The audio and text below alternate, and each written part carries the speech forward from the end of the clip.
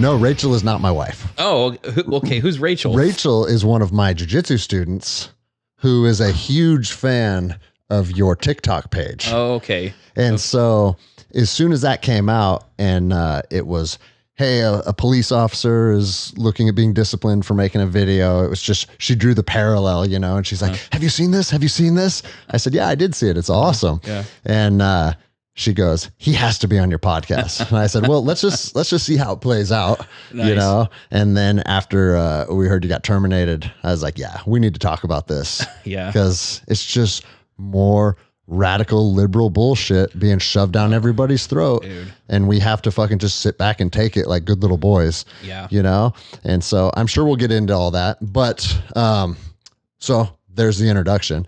Our guest today is Nate Silvester, and you were with the Bellevue Marshal's office? Right. Okay. Yep. How long were you with them for? Let's see, since December. So what is that? Like 6 months? Okay. So not very long. No, not very long at all. Okay. Yeah. And, you know, it's funny that follow-up video, you said, hey, if you think you can do your job better than me, there's an opening now.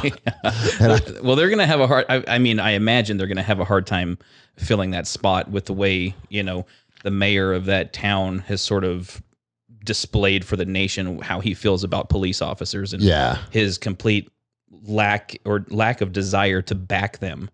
Right. Uh-huh. I had this talk with my marshal. It's like, okay, if you can't back me because of a silly TikTok video, what happens if I get in a shooting? 100%. You know? That's 100% correct. And that's an example that I've used a lot as well, because the world of law enforcement, any type of use and force encounter or shooting, there's so much gray area where people do get shot with cell phones in their hand, Right. where the officer is a good person that did have the best intentions and simply made a mistake. Right. That is part of our career, and it happens every day, right? Yeah. Oh, yeah. So if you will just fucking air me out to dry over a video, Right. when something serious happens, where are you going to stand? Well, Yeah. we know where you're going to stand. Yeah, And we're exactly. seeing it nationwide. Yeah. You know, just to appease this radical movement that's sweeping our country, police officers are being charged with crimes and arrested, and it's absolutely asinine. Yeah. I mean, for doing their jobs. I mean, Yeah. a lot of these incidents that we see are actually justified. Like the Rayshard Brooks incident in Atlanta. Yes. You know, that officer was fired and he was going to be prosecuted. Luckily, they figured out that the DA down there was super corrupt. Uh-huh. And so, you know, he's out and the officer's actually been reinstated, which is, you know, a tremendous thing. But why do we have to go down that road in the first place? You know, just to, like you said, to appease a mob and to keep them from burning and burning our cities down and looting and rioting. How about we focus on preventing that rather than hanging this officer out to dry, right? He's the lamb going to the slaughter. Yep. Just so that we can quell the emotions of the mob. No, it's absolutely ridiculous. And that's a good thing to bring up too, because everybody thinks because of what happened to George Floyd, and I'm not even gonna say most, every police officer I know didn't think that situation was handled correctly. Right. Right? You know what I mean? It's not like Yeah, nobody said that. nobody has said that. Every cop I know has said like, yeah, those cops fucked up. Okay. Yeah. That doesn't mean that every future incident that involves a young black man should cause outrage. Right. You know, you got these incidents where Rayshard Brooks was reaching for a knife. Mm-hmm. Right. Yeah. After saying, I'm going to kill you. Yeah. Yeah. Oh, what are we talking? Those two things are very different. Right. But just because it's a young black man, nope, it's the same. Those police officers are racist pieces of shit. Yeah. And we need to show outrage. Yeah. And the thing is like, I've talked about it on the show before. When you take young men, you know, 16 to 21 years old, and you feed them a narrative and you tell them to be mad, and there's groups of people saying, let's go out there and incite violence. Let's go burn things down. Let's go smash stuff. It is not out of the realm of possibility for young men to get pulled into that. Right. I mean, I went to war when I was a young man. I served in the military, and I was drawn to violence and chaos because that's something that young men are drawn to. Yeah. That might not be popular to say, but it is. And so it's incumbent on our leadership to fucking put that flame out immediately. Yeah. Not allow that to grow into the monster that it did. But no, they didn't try and put it out. They fanned it. Oh yeah, they poured fuel all over it. You know? Well, and I think and that sort of brings up another issue is that we're seeing also of failure on the part of parents. Yeah. Right. Oh, 100%. I mean, like you said, and there's nothing, it's very natural for young men to sort of be drawn to that adrenaline, that violence, that, testosterone flowing, type of a lifestyle. But fathers aren't around to sort of steer that and guide that and bridle that, right? So you're seeing these groups of people, and it's a cultural issue. The single motherhood rate in the Black community is like 75%, something insane. And fathers just aren't around to discipline these young men. And then that propensity for violence goes unchecked. 100%. And so, just like what you were saying, and now we get the left fanning the flames of that. And so they think that it's okay to go out and smash cars and burn buildings because they've been fed this lie that the only way you're going to survive in this country is to do things like this. And you have to stand up for this so-called injustice that you're experiencing, rather than, hey, you know what? Why don't you finish high school? Why don't you apply to college? You can get a grant and you can get your first few years of college paid for. Go make something of yourself, get a job, don't do drugs, don't join a gang. Yep, all that stuff. But instead we're seeing the complete opposite. Yeah, go out and yell and scream and smash cars and, burn things and let them know how you feel. Well, and I've been saying that about BLM since the beginning, is like, instead of going out and buying mansions with the money that was donated to BLM, how about we open up some trade schools in the hood? Right. I used to work in Los Angeles. I used to work in South Central and Compton and stuff. And I can appreciate the reality of the situation there. You have fourth generation people that know nothing but slinging dope and pimping hoes. Yeah. So how do you break that cycle? Do you break that cycle by inciting violence and riots, or do you break that cycle by trying to give these people opportunity? Right. And none of these movements are about giving people opportunity. That's how you know they're bullshit. Yeah. That's how you know they're bullshit right out of the gates. Yeah. You haven't seen any of that money go to the Black communities. No. Otherwise we'd hear about it, right? Of course. That would be front page news, because that would make them look good, right? Wouldn't CNN have that all over their shit? Like BLM opened a welding school in Compton. Yeah. And no, nothing like that. No. But I like your point about fatherless homes, because I feel like a lot of people are connecting the dots that not a healthy upbringing, you need masculine influence and you need feminine influence, right? And what we see in all these homes that don't have fathers is, I mean, once you're a 14-year-old boy, your mom can't do anything to you. No. Every one of my friends, almost every single one of us, I've had these talks, 14, 15, 16, you got your ass kicked by your dad. Oh, yeah. And it took one time for me. Yeah. And I vividly remember when I was 16 years old, I thought I was ready. And he grabbed me by my throat. He didn't even beat the shit out of me or anything. He grabbed me by my throat, and he was a mechanic and turned wrenches his whole life. So he had that old man strength, Grabbed me by my throat, pinned me up against the wall, and my feet were dangling in the air, holding me up against the wall. And he's like, "You ready to fucking try me?" No. And I never thought about trying him again. Yeah. And the truth is, by the time I felt like, you know what, maybe I could take dad. Right. I was mature enough to where I wouldn't think that that's a viable option. Yeah. Yeah. And it's not that we need our kids to necessarily be afraid of us, but there is a healthy amount of fear that comes with respecting the fatherly figure in the household. Yeah. And the thing is, there's a lot of environments or a lot of situations where women got out of abusive relationships or whatever, and there's not the opportunity to have a father in the house. Right. But I have single moms who've had their sons train jiu-jitsu with me. There's other options to get a healthy masculine influence on your boys. Yeah.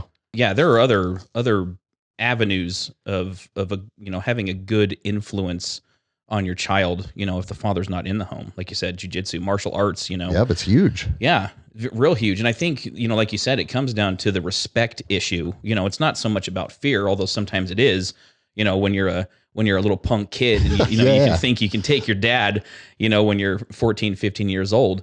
But it's about that fatherly figure sort of instilling that respect aspect into you. You respect me, you respect your mom, and you're also going to respect the principal and your teachers and police officers and whatever other authority figure might be out there. And that's the problem, is that, a lot of these younger generations are growing up without that. They don't believe in that. Right? And not only without that, but the opposite, Yeah. where their household is actually teaching them, fuck the police. Yep. You know? Yeah, you're a victim and you will be your whole life. And so just walk around with your hand out like this, like the world owes you something because of whether it's the color of your skin or, the socioeconomic status that you hold. Yep. It's ridiculous because I've got friends, people of color, Black people, Hispanic people, whatever. They have made something of themselves, right? It's they refuse to accept that victim mentality and to cultivate that their whole lives. And they stayed in school, they became educated, and they went out and got the career they wanted to have. And they're happy people and they're productive, competent people. Dude, and I was in special operations and I was in law enforcement for 10 years. And the same thing. I have all kinds of coworkers and friends of all different ethnicities and backgrounds. And the real racism is when you tell someone that they're less capable or less likely to succeed because of the color of their skin. Right. That's the real racism. Right. I didn't see racism in law enforcement. And I talk about it all the time. And that the two cities I worked in was Los Angeles and Seattle. So very left-leaning, progressive cities. Yeah. So I can't speak for the entire country, but in my decade of law enforcement, I never once heard someone say, "Hey, let's see that black guy over there. What's he up to? Let's go hem him up." You know what I mean? That kind of stuff is like out of a movie. Right. And they start to push that as the real narrative. And talking to all of my friends that are in the profession too, no one conducts themselves like that. No. It's a complete fucking farce that's fed through the media. Yeah. Yeah. And I've had the same experiences. I didn't work in areas like Los Angeles or Seattle, but Twin Falls, it's a fairly decent size city with a decent sized department. And I was asked several times, and the number of interviews that I've given in the past couple of months, like, have you experienced any of this racism, discrimination, or anything based on skin color? And I said, no. Yeah. Not once. Not once. And we have a very large Hispanic population in Twin Falls. We don't have a huge, Black population, but a very large influx of Hispanic, and even so we have a refugee program there where people are coming in from places like the Middle East and Eastern Europe. Most of the people that I arrested were white. Yeah. I mean, yeah. just about. I mean, I would say 90% of the people that I took to jail were white. So it's very hard for me to wrap my head around the idea that police officers are targeting people based on the color of their skin. Yeah, it's the biggest bunch of bullshit. Yeah. And the weird thing is that the right people in the right positions run with this narrative, and then it becomes reality. Yeah. Because they're saying perception is reality. So if people turn their television on, they trust in what CNN is telling them. Yeah. And you have fucking Chris Cuomo up there saying, "Oh, police officers are this and they're that." Those people interpret that is reality. Yeah. And so now they feel like, man, I'm a young black man and cops don't like me. Yeah. And it starts to widen the gap and make us more divided. And it's all just rhetoric and bullshit. Yeah. Well, and that's the thing is that, you have the left who's pushing this narrative, but then they have the media on their side. And so it just, they're able to cast that wide net of, listen, the country is racist. Police officers are racist. You're going to be a victim no matter what. So vote us in and we'll take care of all that, even though they don't. No, right? If you've noticed, BLM is only important every 4 years. Right. You know what I'm saying? Yeah. And when the election cycle's going on, like, let's talk about this stuff. And then they don't do anything. Yeah. I would like to see, where's the evidence that, you make all these promises during the election year, right? Like, we're going to take care of our black population in the United States. We're going to quash racism, right? We're going to get rid of it completely. What have you done so far? Yeah. Right. Besides continue to, like you said, fan the flames of that. Racial tensions have not decreased, not that I can see. No. Since Trump was in office. So what are you doing exactly to make lives of our black communities better? What a bizarre tactic that they used to paint Trump out to being a racist, to turn half the country against him. But the fucked up thing is, it worked. It did work, and you know what I'm saying? Unbelievable. Like, like, Trump has been in the spotlight probably, for 50 plus years. Yeah. Hanging out with Don King. He has CEOs that are black. Like, never once has it been brought to anybody's attention that Trump is a racist, and then as a 73-year-old man, suddenly he became racist. Right. Like, what are we fucking talking about here? Yeah. Well, they, like you said, they knew it would work. They knew that they could get away with it. They knew they could sell it. And they did, apparently 85 million people voted for Joe Biden. And I think it was. So bro, I go back and forth on that because I want to stay grounded in reality. Right. But reality is, the lines are very murky these days. Yeah. Because if you just listen to Joe Biden speak for more than 15 seconds, you know that he's not a competent human being. No. And that's not being on the left or on the right. He's on the verge of senility. Yes, exactly. I'm just simply saying how he articulates himself.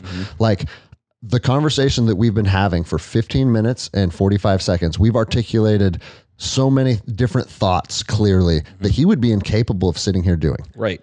And I saw something the other day where he has note cards. Did you see that? No. They zoomed, someone had like a super high resolution camera and he was on the podium and they zoomed in like where you could see it was like size 12 font on these note cards. Wow. It was just like normal, like a Word document, right? Yeah. And it's like, say this about Trump, say that about Trump. And at the top, it said presidential notes. And then it was listed about talking points that he should bring up to make Trump look bad. And it's like, you guys, you fucking won. Okay. What do you still have to just, everything's Trump's fault. Everything's Trump's fault, But the guy, if you're the leader of the free world, you should be able to stand up there on your own 2 feet and articulate what you believe without note cards. Right. Now, I've given public speeches and whatnot. Yes. Sometimes just a basic overview of your thoughts, something to kind of go off of, right? But if you have to fucking look down to articulate everything you're going to say, you should not be the leader of the free world. No. Like I saw the cover of Time magazine. I'm actually going to buy it just because it's so asinine. Is it the one with him with the glasses? With Putin in the reflection, and it says like Biden versus Putin or something like that. And I'm like, are you guys fucking serious? Like Putin would eat his lunch in any realm. Yeah. A debate, a fight, like any. Putin's a martial artist, But it's just crazy. Like and it makes me think like, man, the world we're living in is not what we thought it was. No. And so was the election stolen? Like, I want to believe that it was, just because I refuse to believe that that amount of Americans would buy into Joe Biden. Right. But fuck, maybe they did. Maybe they did. I don't know, man. Well, I'm with you. I want to stay grounded in reality, and I don't want to get caught up in too many conspiracy theories. But at the same time, all of the things that I saw leading up to the election, excluding the polls you would see on CNN, because you just can't trust what they're putting up on their screen. Every poll they show you is Biden's winning by, a landslide in all of these polls. Even Fox did it. Yeah. Remember that? Yeah. But everything that I saw from, from a standpoint of person to person, right? Who you voting for? Trump. You send out these, like on social media, you see all these polls, different polls that people are doing. Yeah. And it's like, I'm voting for Trump. Now, I realize that, you're not getting information from the entire country. However, it sure seemed that, the vibe was more pro-Trump than it was Biden. And all of a sudden, the election. Yeah. And bro, I live just outside of Seattle, right? Yeah. You want to talk about like flags and yard signs? Yeah. I can think of 2 Biden ones because I remember thinking like, there is someone with a Biden flag in the yard. Yeah. And like every time I drive by that house now, I think about like, I wonder if they're fucking happy with their choice. But I remember like, I can think about these 2 houses that I would pass on my commute to work. And I live north of the city and I worked south of the city. So I drive all the way through Seattle every day. Yeah. 2. So just like you're saying, there's something not right here. The numbers aren't adding up. Every single person I know thinks that Biden is a goon. But then I also have to remind myself, I surround myself with like-minded people. Yeah. So most of my inner circle is fairly conservative people. Sure. So I want to be aware of that, and not just say like, right. But at the same time, just trying to remain objective and look at it, the overall picture, things still don't make sense. Right. Well, I heard Jordan Peterson say this. I don't know if you listen to him or A little bit. Yeah. He's a little too smart for me. Right? I feel dumb listening to him. I have to kind of go back and go, okay, wait, what did he say? Yeah, exactly. It's the same thing with Rhonda Patrick. You ever listen to her? No. She's a biologist, nutritionist. Oh, uh-huh. And she like breaks down everything on like a cellular level. Right. And it's just like, get your notepad out and rewind it 15 times. Yeah, some of these guys are just uber intelligent, but that's why I like listening to Jordan Peterson, is because I learn a lot every time I listen to him. But he said, in order for the election to have been stolen, there has to be corruption at almost every level of our government and our judicial system, because whenever something like this happens, right, there's a lawsuit filed, it goes to the Supreme Court, and the Supreme Court decides, it was this actually, or maybe not the Supreme Court, but in the court system. Yeah. So to think about that and go, okay, well, is that a reality? Could we have that much corruption in our government? And I think, well, okay, probably not. But then where's the transparency? Like the audits that are going on in Arizona with the ballots. The people that are doing the auditing are very secretive. They don't want to give Republicans the access to the information that they're gathering with this audit. Why not? Yeah, why not? Isn't that the whole purpose of an election? If you have nothing to hide. Yeah. Then you have nothing to hide. Why right? are we doing the audit in the first place? It's not so that you can keep it in a locked desk drawer somewhere, and just keep it for yourself. Like, the American people want this to happen and they want to see the results. So why are you so hesitant to give that information up to the Republicans who are wanting access to it? Yeah, man, it'll be interesting to see how all this plays out, because I think it's far from over. I think so too. Trump does not lose well. No, he doesn't. He's been a winner his entire life. And I feel like when things are all said and done, he will have his vengeance. Yeah. Well, and even if the audits don't turn out the way we would like them to, and, he gets reinstated or however that process works, I'm guessing that, the election in 2022 and in 2024 will be a lot different. Yeah. I'm imagining, because the same thing happened with Obama. Obama came in and he was just the worst president in American history. And, so everybody was like, okay, the pendulum swings the complete opposite way, but then the Democrats, of course, they devised their plan. Like okay, we need to convince at least 51% of the American public that Donald Trump is a vicious racist. Yep. And that we're the only redemption you have from his grasp on you, right? Just paint him as this sinister, vicious person who doesn't care about you because he tweeted something mean once, despite the thriving economy that we had up until COVID, right? Record low unemployment. Well, and let's be honest, COVID was turned into theater. Right. As part of the plan to just turn the country upside down on its head. Yeah. And I mean, if your eyes were open, you saw that from early on. Mm-hmm. That's what fucking made me make my video back in May of 2020, because things weren't making sense, right? Like things that were deemed essential versus not deemed essential. And it was just, all you had to do is take a step back and have an objective look. Yeah. And you'd say, things aren't making sense here. So what's really going on? Yeah. And then, dude, like, it's still happening. Did you see the video of the G7 summit? With, no, I don't. Well, I don't know. All the world leaders were there, and they were they were doing their elbow bumps to say hello, and then they were all socially distanced on this platform when they knew they were being recorded. Right. What was being projected to the public was, we're staying safe, we're staying socially distanced, and then when you saw some behind the scenes footage, they were just all hugs and high fives, standing in big groups and stuff. So you know that it's theater. Yeah. They know that it's theater. Yeah. So, and again, not to go down some conspiracy theory rabbit hole, but if they know that it's theater, if they're behaving one way on camera and a different way off camera, what is the motive? Because there is a motive, right? For sure. I mean, I saw that there was a meme going around a couple weeks ago that said, "Hey, we're on a shortage of conspiracy theories because all our last ones came true." Yeah. Right. Well, and I think I think you're right though, and I think if you break that down, right, if you connect the dots, it all goes back to the Democrats wanting to stay in power, or wanting to come back into power.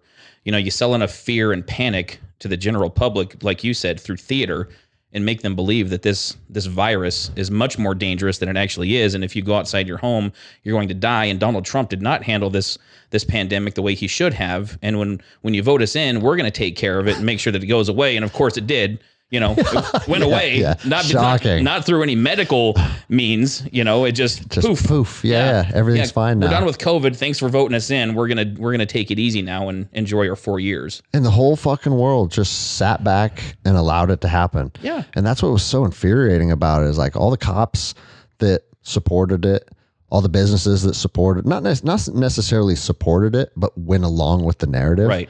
Dude, I don't do that very well. Like, No. You know what I'm saying? Like, if I feel something in my heart, you're going to fucking know it. Yeah. And that's how that's how people should conduct themselves.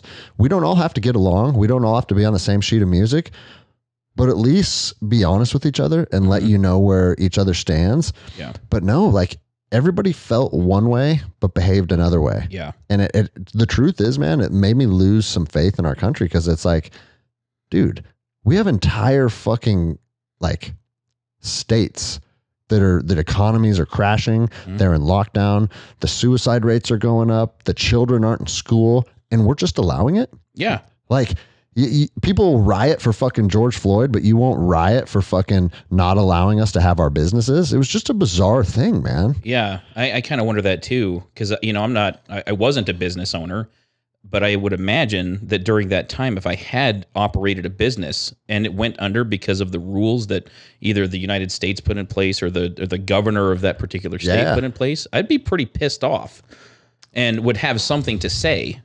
And bravo to the people that didn't close down. They're like, fuck you, we're not shutting our doors. So, dude, my gym was shut down for about a month just because, remember, when it was new, everybody's like, you thought the fucking Black Plague was coming. Oh, yeah. Yeah. Like, bodies in the streets. Yeah. And then, like I said, once I started looking at things and realizing the last straw for me was my tabs were expired on my car, or every other state calls them tags. Oh, yeah. In Washington, we call them tabs. Okay. And I was like, dude, I got to renew my tabs. So I called the auto licensing place and said, are you guys even open right now? Because this was like right when everything got shut down. Yeah. And the guy goes, yeah, we were deemed essential. And I was like, a little sticker that goes on your car is essential right. for something that's going to fucking kill you if you get it. Yeah. Right? Shut the fuck up, well, man. The government needs their money, right? Well, that's the thing. If you look at what was deemed essential versus what wasn't, it was anything that pads the pockets of the government. Right. And that's, as soon as I put 2 and 2 together, I said, my gym's open. We're back open. Oh, yeah. We're mask free. If you want to come train CrossFit or jiu-jitsu, we're open. Yeah. If you don't like that, the solution is overwhelmingly simple. Stay the fuck away. Yeah. You know? Don't come in here and demand that everybody wears masks. And bro, we got some complaints and we got some emails and some phone calls, but no one ever enforced it. And that's good. Yeah, man. Because I mean, I know I'm fucking the crazy one, but I was like, I will not be taken out of here in handcuffs. You're not going to use my physical body as part of your theater. Okay. Right. And if you're a cop, I'm sorry that I'm the guy that you're going to be told to arrest, but you're not taking me in handcuffs. Yeah. Like, I deployed 14 fucking times for this country. Yeah. And now I have a family and a fucking business, and you're going to use me as part of your theater? Nope. No. It's to the death. Yeah. And my wife's like, she knows. She's like, oh God. Yeah, dude, she knows, man, because she's like, she's been with me. She was with me when I was still deploying to Iraq and stuff. And I told her, I said, babe, it's principle. And it might cause me to fucking die. But I came to terms with dying over what I believed when I was 21 years old, when the wars kicked off. Yeah. Like, men throughout history have stood by for what they believed and fought for it. And this is why we have everything that we have. Yeah. Like, don't put yourself on some pedestal. Like, we owe it to our country, in my opinion, to stand up and fight for what we believe is right. Because if you don't have men that are willing to do that, we're not going to have a country. No. And that's kind of the path that it seems like we're on. Well, so I got asked that by, on another podcast that I did, and his name is escaping me now. It's a late night podcast. Wells was his name? Oh, John B. Wells. Yes, I John B. Wells. I did his show too. Did you? Yeah. He talked about that very thing. He's like, "What do you think's happening to the young men in our country?" And I was trying to be politically correct, but the thought I was having in my head was they're turning into a bunch of fucking pussies. They turn into a bunch of fucking pussies. So you don't have to be politically correct on this show. I say whatever the fuck I want, dude. Good. Because that's the truth, right? Yeah. We're being told that if you are ambitious, if you have drive to succeed, if you want to win, right? If you want to be successful, then you're a bad person. Yeah. Because there's other people that can't or won't do that. And you have to hang back here with the rest of us, and you can't go out and make something of yourself. And if you do, you're a shitty person. It's like, no, that's not how the world works. No, it's the lower echelons trying to hold everybody back. Yeah. Hold them back with them. Yeah. Yeah, the reason the United States is the greatest country on earth is because we have people who excel above other people. Mm-hmm. I was having this conversation on a live Instagram last night where we talked about this very thing. It was, I was born in 1981. I got to see Mike Tyson knock people out 15 seconds into a fight. Yeah. I got to see Michael Jordan win 6 championships. I got to see Pete Sampras win, I think it was 7 Wimbledon titles. Those things are inspiring, and they give people something to aspire to. Mm-hmm. And I mean, and that's a sports analogy, but again, that it gives people something to look up to, right? Something to aspire to. But it's the same in every industry. You want the most competent people in those industries, and we don't get that by whining that someone else is doing better than I am. Yeah. And then creating this excuse, well, okay, it's white privilege. No, it's not. So you know how you know that it's not white privilege and that it's not racist is because the free market corrects itself, right? Right. If the free market is looking to what do they want to do? They want to maximize profits. Yeah. They want to maximize profitability, right? And if that means that the applicant that's African American is the best suited person, you better fucking believe that's who's going to be running the show. Oh yeah. The free market doesn't give a fuck about your fucking liberal beliefs or whatever. It's like, hey, and that's how you know it's all bullshit. Yeah. No, I like that you brought up Mike Tyson though, because I was born in 80, so we're the same age. And growing up and watching that, and then the UFC came into existence in 93. I was 13 years old. Yeah. And watching these guys like just demolish other people. Yeah. And then by the time I got into high school, like I said, being a wild young kid, me and my buddy that actually picked me up at the airport because he lives in Boise now, Sheely, we got in fist fights every weekend. Like that was part of being a young kid. Yeah, right. You know what I mean? Yeah. And now, like, if you get in any type of physical altercation, even outside of school, and the school finds out about it, you get suspended and they involve the police. And it's like, what are you talking about? Like, that's how we work out our shit. That's it, exactly, right? You're taking like the way that young boys and young men handle stuff and you're depriving them of that. Yeah. Because I talk about it all the time. If you're a police officer and you've never been punched in the face, we have a serious problem. Right. Right? But now part of the hiring process, they ask if you've been in fights, that's like frowned upon. God. And bro, it makes, at least I don't know how it is in Idaho, but in Washington, that's part of your like the hiring process. They want to know how many fist fights you've been in. And I lied. And then I lied on the poly too, because I'm not going to say, I don't know, 45. Yeah. You know what I mean? Like, because they're going to be looking at you like, this guy's fucking crazy. Yeah. But it's almost like the profession wants just yes men that just fucking do what they're told and don't think for themselves. Yeah. The fact that you want someone that's never been arrested, never smoked pot, never been in fights, like that's called fucking high school, right? Right. Yeah.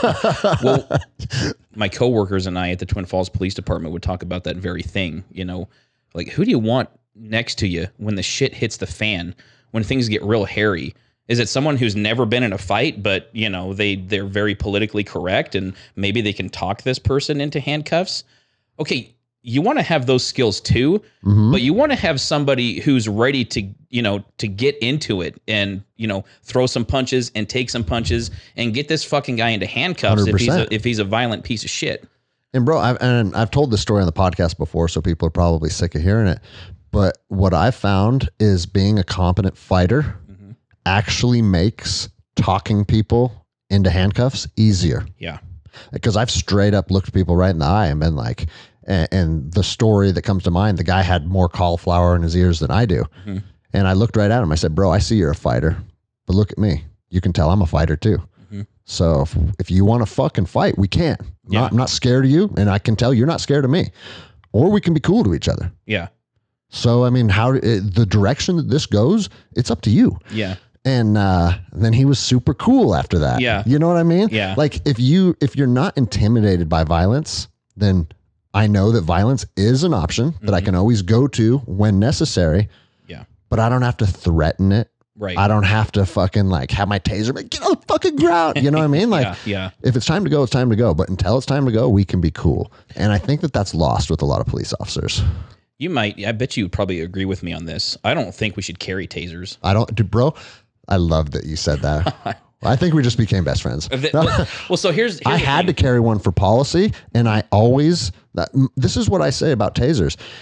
If you're a taser guy and you train with it and you're proficient with it and you believe in it, like, I'm not saying that you shouldn't have one, but for me, I'm a martial artist. I'm an MMA fighter. I'm a black belt in jiu-jitsu. My taser are my hands. Right. That's where my skill set is best serving for the mission. Yeah. So I don't need 50 other things on my belt. No. And I mean, I'm 40 years old. My knees are going out.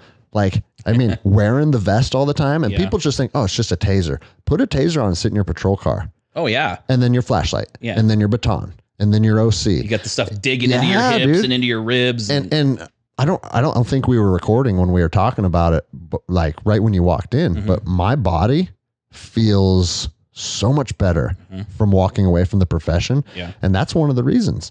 We're not supposed to be fucking carrying around a bunch of shit like we're an infantryman in Afghanistan. Right. I already did. I already car with it. Yeah, dude. I already played that game. Yeah. You know. But I want to hear why you don't like the taser. Well, okay. So if you think about when the taser is effective, which is maybe 50% of the time, right? You tase a dude, he tenses up and he falls over. Maybe he cracks his head open on a curb or something like that. So you still have a very high probability or likelihood that he's going to get injured, right?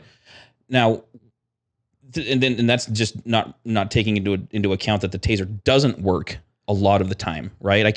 Most of the time I deployed my taser, it didn't work. It can be a distraction, right? And so now you're dealing with this piece of equipment that doesn't work, and now you have to figure out a way to make it safe so that you can go hands-on or transition to something else, when if you didn't have it in the first place, but you were confident in your ability to go hands-on and subdue the person that way, right? With, whatever, hand-to-hand combat skills you've been trained in.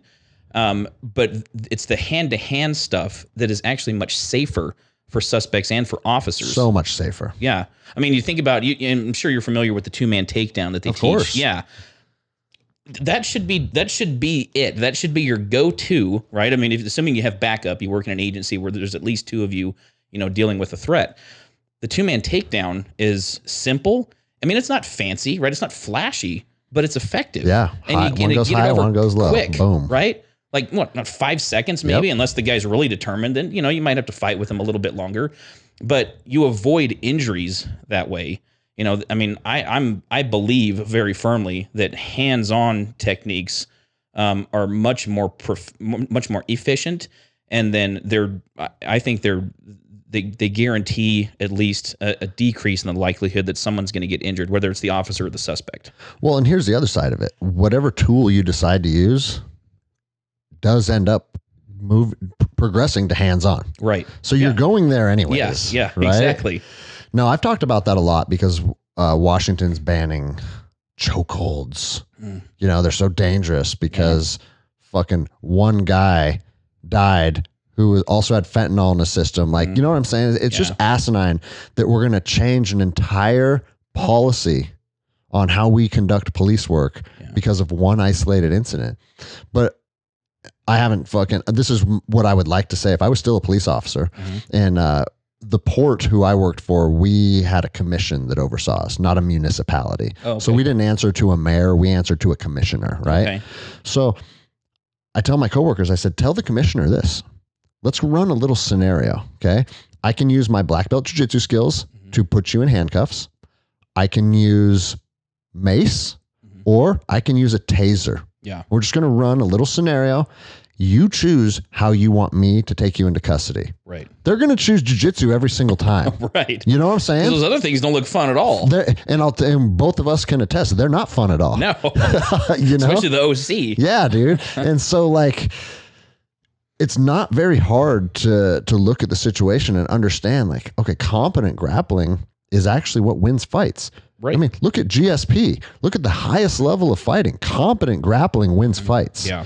And if chokeholds were dangerous, I wouldn't be teaching 9-year-olds how to choke each other out at my jiu-jitsu academy. Right.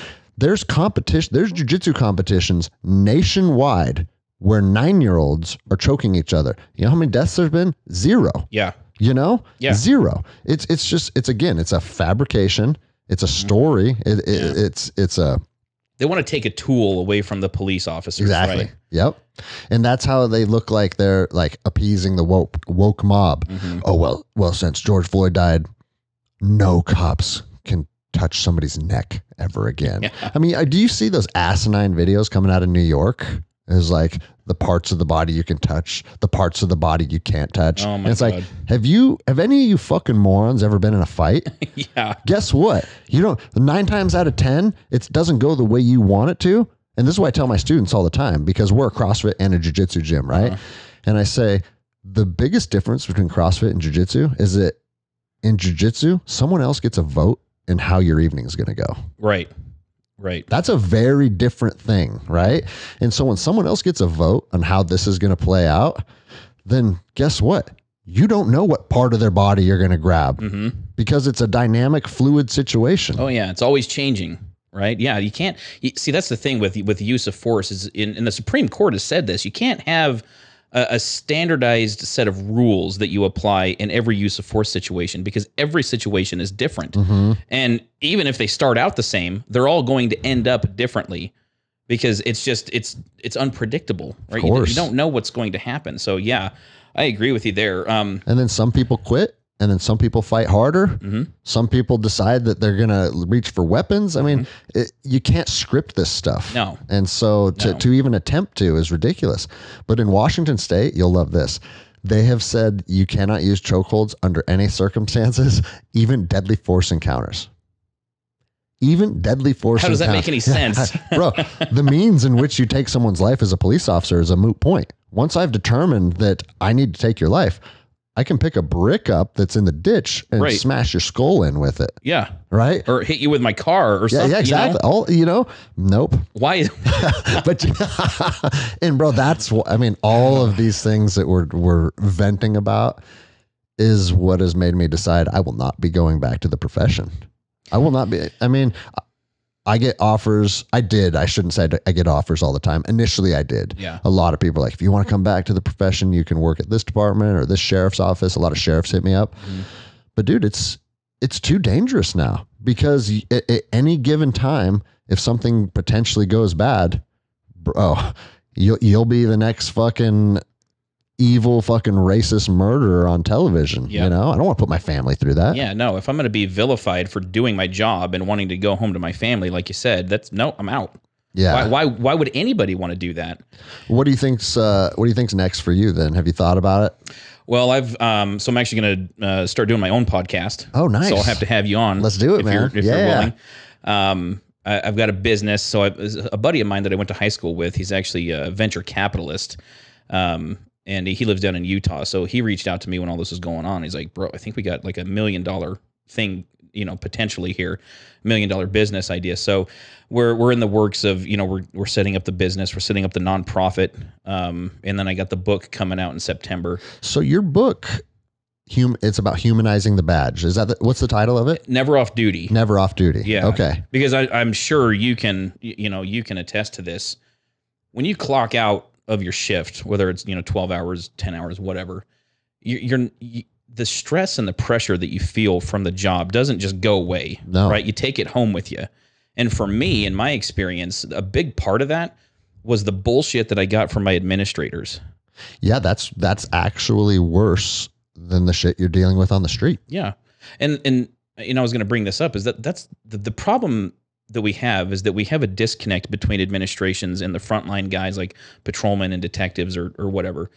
And they need to start stepping up against these weird radical woke policies that are being implemented by people who were never in law enforcement. Yep. But they're making the rules on how law enforcement can operate, right? Like in Kansas City, there's a city councilwoman, her name is Melissa Robinson. She created this resolution, and essentially I can't wait to hear it. the premise that I gathered from this resolution was that we care more about the feelings of the criminals than we do about the rights of the victims that these people are victimizing, right? Because the very first element of this resolution is that police officers should focus on crime prevention rather than catching criminals. Okay, but we already do that. Right. But you can't really prevent or deter crime if you're not focused on catching the people who are committing the crimes. Yeah, exactly. That is our deterrence. Yeah. Putting people in cages. Yeah. You know what I'm saying? Like if you go to jail once, sometimes that's enough for people to say, God, that kind of sucked. Maybe I won't do that anymore. And I get that crime prevention is obviously one of the goals. It's part of the mission. The problem is you can't measure that because you don't know what crimes you've prevented. Right. Mm-hmm. I mean, I'm sure, thinking back, I could come up with a number of instances where, somebody that I dealt with, and I was cool with this person. They said, you know what? I was about ready to go kill my neighbor until you showed up and kind of talked me out of it. Yeah, you can measure stuff like that, but driving by a convenience store where some thug is hiding around the corner, waiting to go, jack the cashier for all the cash in the cash register. Yeah, you can never quantify that stuff. No, and he sees you drive by and he goes, oh, better not, because he's right here. So you can't quantify how much crime you actually prevent. So to say that police officers aren't already doing that is insane.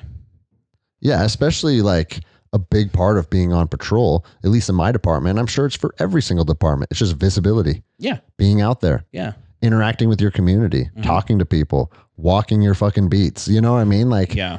And that is exactly that. That's crime prevention. Yeah.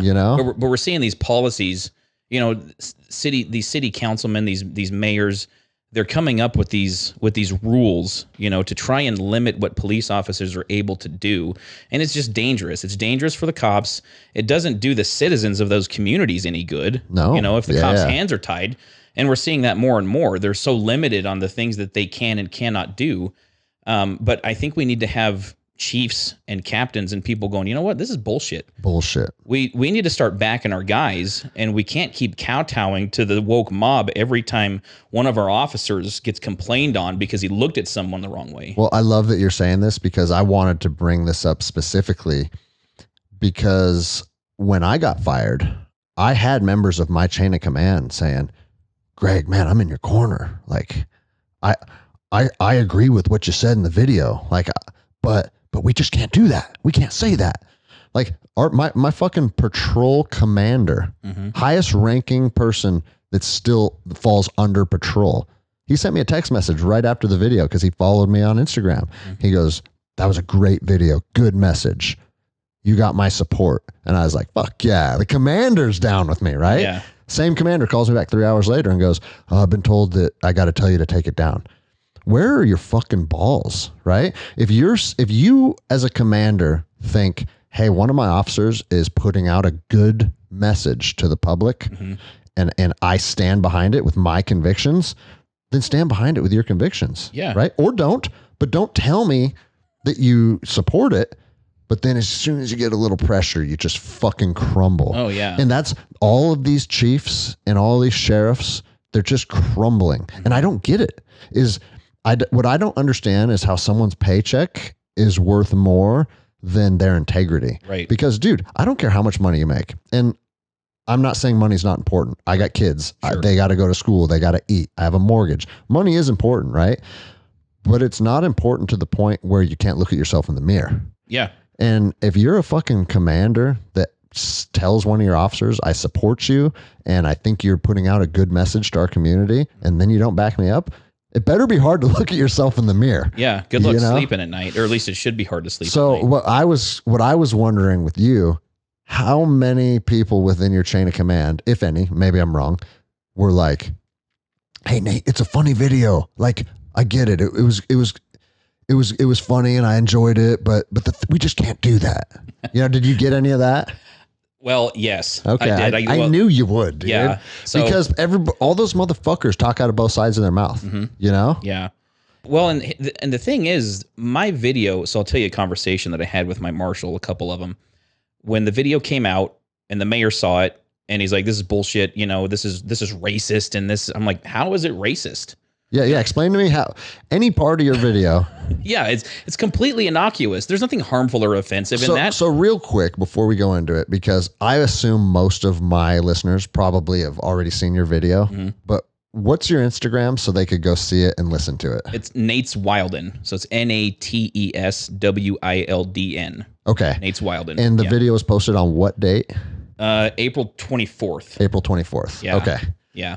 So the mayor sees the video, the city council people, they see the video, they get a couple of complaints from, members of the community because it's a liberal area. But you can't tell me that it wasn't for political reasons that you guys are furious right now and want me fired. It's 100%. Yeah. Bro, 100%. That's why, I was immediately in your corner because it's the same thing with me. If I had made a video talking about how great BLM is, because they cited, you can't be on Instagram in uniform. Okay, well, I can show you 600 examples of coworkers on Instagram in uniform. Yeah. So... I finally, my chief, I was like, you're fucking firing me. Just shoot me straight. Yeah. It wasn't about anything other than the message. Yeah. And he goes, Greg, it was about the message. He goes, we were told we had to get rid of you. That's from the chief. And so I've speculated on we were told. What does that mean? The governor's office? Yeah. I don't know what that means. We. I never got told. But I knew that was the case with you. Yeah. I just knew it, And here's the thing. If, because I'd been doing TikToks for 4 or 5 months up until that point, and a lot of them were in my uniform, and even some of them I used body cam footage, right? Just nothing that was part of an ongoing investigation. Yeah, nothing or anything. OPSEC. No. Yeah. So nobody had any issues with any of those videos, right? Yeah. It wasn't until I spoke out against LeBron and the woke crowd that they, oh my God, we can't have this. We can't have this police officer. He's dangerous. He's a menace to society. Really? Because I'm speaking out in support of other law enforcement. Yeah. Officer Reardon from Columbus, Ohio, guy's a hero. Okay. Yeah. He did a tough thing. I can't even imagine how he feels being forced to shoot a 16-year-old in order to save someone else's life. At least one person he saved that day, right? And then you got fucking LeBron James putting a bullseye on this guy's back. And we don't get there's no blowback for LeBron James. No, it's again, if you're on the side of woke, you get a free pass. Yeah, there's no sanctions by the NBA, no suspensions, no fines. And then you simply fucking make a video. And yes, it was humor and it was funny, but it was also a clear message. You're a fucking basketball player, you're not a police officer. Yeah. You don't know what the fuck you're talking about. Yeah. So shut up. You know what I mean? And you can't fucking defend the profession. It's just ridiculous, man. And that's, and dude, you know what? There was a page, I forget what page it was, but they're they kind of put you on blast. And I got put on blast too, so I'm used to it, right? But they said he was in his fucking uniform. He knows better. It's you guys just fucking all cower to these powers that be. You can't express yourself as a man. You can't share your thoughts. Nothing you did in that video should have been a fireable offense.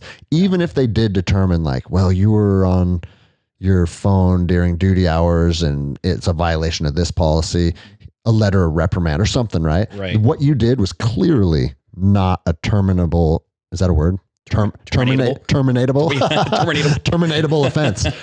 Clearly. Yeah. And so that just lets you know, okay, he wasn't terminated for any violation of policy. He was terminated because radical leftists are furious with him. Oh yeah. And so your fucking chain of command just bent a knee, though the mayor said this. It's just, and that's why I was so disgusted with it, because it's the exact same scenario that I found myself in. Yeah. And it's why should police officers have to fucking cower to these fucking radical liberals? Yeah. I don't get it, man. Well, and that's where my marshal initially, she was solid and she went to bat for me so they wanted me gone, right? They're like, nope, we want him done. He's out of here. That came from the mayor's office and they wanted you out. Yeah, the mayor and the city council. And she's like, no, we're not firing him. That's ridiculous. It's a video. She's like, I'll give him a verbal warning. How about that? They're like, no, that's not good enough. And so they landed on a week suspension without pay, right? Cool, some vacation. Yeah, yeah. So she tells me this story, and they give me like this last chance agreement, right? And basically it's a letter saying, okay, you violated the social media policy for the department. This is a last chance agreement. So if you violate any other policies, you're not entitled to due process. We'll just terminate you, without any type of warning or anything like that. And so I signed it. I'm like, okay, whatever. Well, she told me, she's like, if they want to fire you, she's like, please don't quit. Just take your suspension, come back to work. You're a good cop. We need you here. I'm like, okay, I wasn't planning on quitting. They're going to have to fire me if they want me gone. Bro, I had that same conversation. Yeah. So when we had a few more conversations, she's like, I just don't want you to quit. I don't want them to force you out of here. She's like, because if they fire you, then I'll leave. I'll walk off the job, because she had the same point that I made earlier, is that if they can't back us on something like this, what happens during a critical incident? Yeah. Like, she's going to lose credibility. Yeah.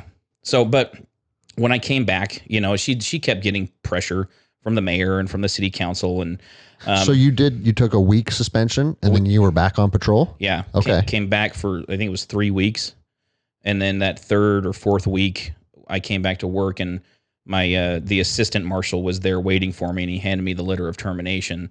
And the reason for the termination was that I used body camera footage in a video that I didn't get permission to use. And it was a video, and I don't know if you've seen this video or not. I think I shared it to Instagram and Facebook. But I responded to an incident at the local Subway. This old guy was there to order a sandwich, and the employee was in the back, and so she wasn't right there right away, and he got upset that he had to wait. And he starts pounding on the little bell, and just when she comes to the front, he keeps doing it, and she's like, can you please not do that? And then he starts swearing at her and just being a complete dick. And he goes back to the back where only the employees are allowed and keeps yelling at her. So by the time I got there, some male employees had kind of calmed this guy down, and they're like, listen, we'll help you get a sandwich, but we don't want you to talk to this female employee anymore. And I'm looking at this female employee, and she's visibly shaken, and she's helping other customers. And these other employees, they help this guy get his sandwich, and she makes him the sandwich despite him having been a complete asshole. And he pays her, and he takes his change, and he leaves. And I'm like, he didn't apologize. He didn't give her a tip. So I got in line, I ordered some cookies, and I talked to her for a minute to get her side of the story. And I just said, I noticed he didn't bother to leave you a tip. And so I just gave her the cash that I had in my pocket, and she kind of got a little emotional. She's had a rough day. She just needed somebody to be nice to her. Well, my body cam was running at the time. And so I used that footage to make a video saying, this is how most police interactions turn out, right? It's not the cops. It doesn't turn out with the cops shooting somebody or even taking somebody to jail or tasing somebody. Most of the time, our job involves settling these minor disputes in our community without even doing a report most of the time. Usually we're just kind of mediating or refereeing. Yeah. And then whenever we have the opportunity to make someone's day a little better, we usually take it, which was the case. And the title of my video was Kindness. And that's the video they fired me over. Bro, just think the irony. Right? You know what I mean? You're showing to be a kind-hearted person. You're showing the community, like, we take care of each other. Yeah. Get out of here. And that's how stupid these fucking mayors and city council people are, because clearly they couldn't fire you for what they wanted to fire you for. That didn't work out for them. No. So now they're on a witch hunt. Yeah. Right? Yeah. And dude, they tried the witch hunt with me too, because like I said, I've been on Instagram before in uniform, and I lost one of my teammates from Iraq to suicide. And I found out when I was on patrol one morning. I got a call. Oh. And so I just grabbed my phone and I just made a video, and it was like, hey, listen, if you're a soldier, if you're a first responder, if you're going through hard times, like, we need to look out for each other better. We need to check in. Like, if you know of someone that's going through hard times, go call them right now, because I didn't call my friend and now he's fucking gone. And it was like, I was very emotional, Yeah. And dude, I got called into my chief's office because he lost his daughter to suicide. Right. Okay. And they even said, like, hey, powerful video. We love that message. Like, and this was a year before my other video, right? The chain of command supported it. They even said, like, good job. That was good stuff. So then fast forward a year when they're investigating me. They're like, on this date, Officer Anderson was on Instagram and they like had multiple counts against me, right? And I said, whoa, whoa, whoa, whoa. I said, hold on. If you guys want to come down on me for my video about the lockdowns, come down on me for that. Yeah. I've already stood in front of the chief about this video. Yeah. And was fucking commended for it. Right. So now what are you guys trying to do? Just throw a bunch of shit against a wall and see what's going to stick? Yeah. Or have you lost your fucking mind? I said, and his name's Deputy Chief Thomas from the Port of Seattle. He was the one that fucking put this together, you know? And it's like, fuck you, man. Yeah. You're going to dig through my Instagram from a year ago, from the day that one of my friends took his own life. Mm-hmm. And you're going to try and somehow use that against me. It's the same thing. And I'm drawing more parallels now because they used an incident of you doing good community policing, making somebody's day better. Hey, I think we can get him with this. Yeah, we can. We can get him with this. Just a vile fucking human being to do something like that. Our social media policy was so vague. Right. And even our marshal didn't know that we had a social media policy. She told me that. She's like, I didn't realize we had a social media policy, but I guess we do. I can tell you that the Bellevue Marshal's office and the Port of Seattle, their social media policy is a lot tighter now. yeah. It's probably like a couple pages long at this point. But, you know, body camera footage is a matter of public record, you know, unless it's an ongoing investigation or something that's going to compromise, you know, somebody in some way. This is an incident that I didn't even do a report on, right? Anybody could come in and say, hey, I'd like a copy of this footage. And per the Freedom of Information Act, it has to be handed over. So I thought, well, there shouldn't be any issue with this, especially since I've already used body camera footage in a TikTok before that they didn't have an issue with. And because you're painting the profession in a positive light. Right. Why is that such a sin these days, you know? Yeah, dude. So did you have any recourse or did you even attempt to fight it, or did you just say, you know what, fuck this? Well, as far as keeping my job, that's not the fight I wanted to fight. I was done. You know, I don't want to work for an agency that's doesn't for one, have your back. Not going to have my back, but then is constantly looking for a reason to jam me up. Yep. You know, and that's a real thing. As soon as you're a marked man, you know. You can't, that storm cloud hovers over you for the rest of your career. And I think once it's there, I mean, unless there's like a dramatic change in the administration, somebody brand new that doesn't know you probably just have to leave. And either go to a different agency or get out of law enforcement altogether, because that's what I experienced with the Twin Falls Police Department. You know, I was the guy who pointed out the redundancies and the flaws in a lot of our procedures. You know, and I would bring this to the attention of my supervisors and administrators. I'm like, we need to change this so that we can do our jobs a little bit better and save time and save money. And the answer I always got was, well, that's the way we've always done it, so we're just going to do it that way. And I was because adapting and growing is a who would think that would be a fucking good concept? Makes too much sense, right? Bro, that's government work at almost every level now. Yeah, there's no common sense applied, and it's just fucking. It's the blind leading the blind. Yeah. But and that's one reason why I have a hard time with like too elaborate of conspiracy theories. Cause it's like, dude, I've worked in the government in some capacity my entire adult life. And they're a bunch of fucking morons, you know? Yeah. Like, I feel like you're giving them too much credit, but fuck, what do I know, dude? Well, and you know, I was a detective for, I think about five years or so with the Twin Falls Police Department. We had this lieutenant who he was put in charge of our division. Now, this lieutenant had 3 years patrol experience before he was promoted to sergeant, and then just kept kind of getting pulled up through the ranks at every promotional process because the captain was like his best buddy, and he supervised dispatch for like 10 years. So he had very, very little street experience and no investigative experience. Yet they put him in charge of detectives, and one of the first things he did, being our boss, was audit our cases and decide whether or not we were investigating sex crimes appropriately. And he jammed me and 2 other guys up because he thought we were just clearing these cases without actually doing anything with them. And during the internal investigation, I was being interviewed by him. I said, what exactly do you know about investigating a sex crime? Have you ever investigated one? And he kind of looked at me like, how you can't say that to me. How dare you? You know, I'm a lieutenant, like a lieutenant with zero fucking experience. Like, I don't care if the captain is your best buddy. You know nothing about investigating crimes. And so when I had my exit interview, when they fired me, I had a meeting with my attorney and the city manager and a couple of the deputy city managers. And I kind of wrote out this memo in response to the letter that they had given me.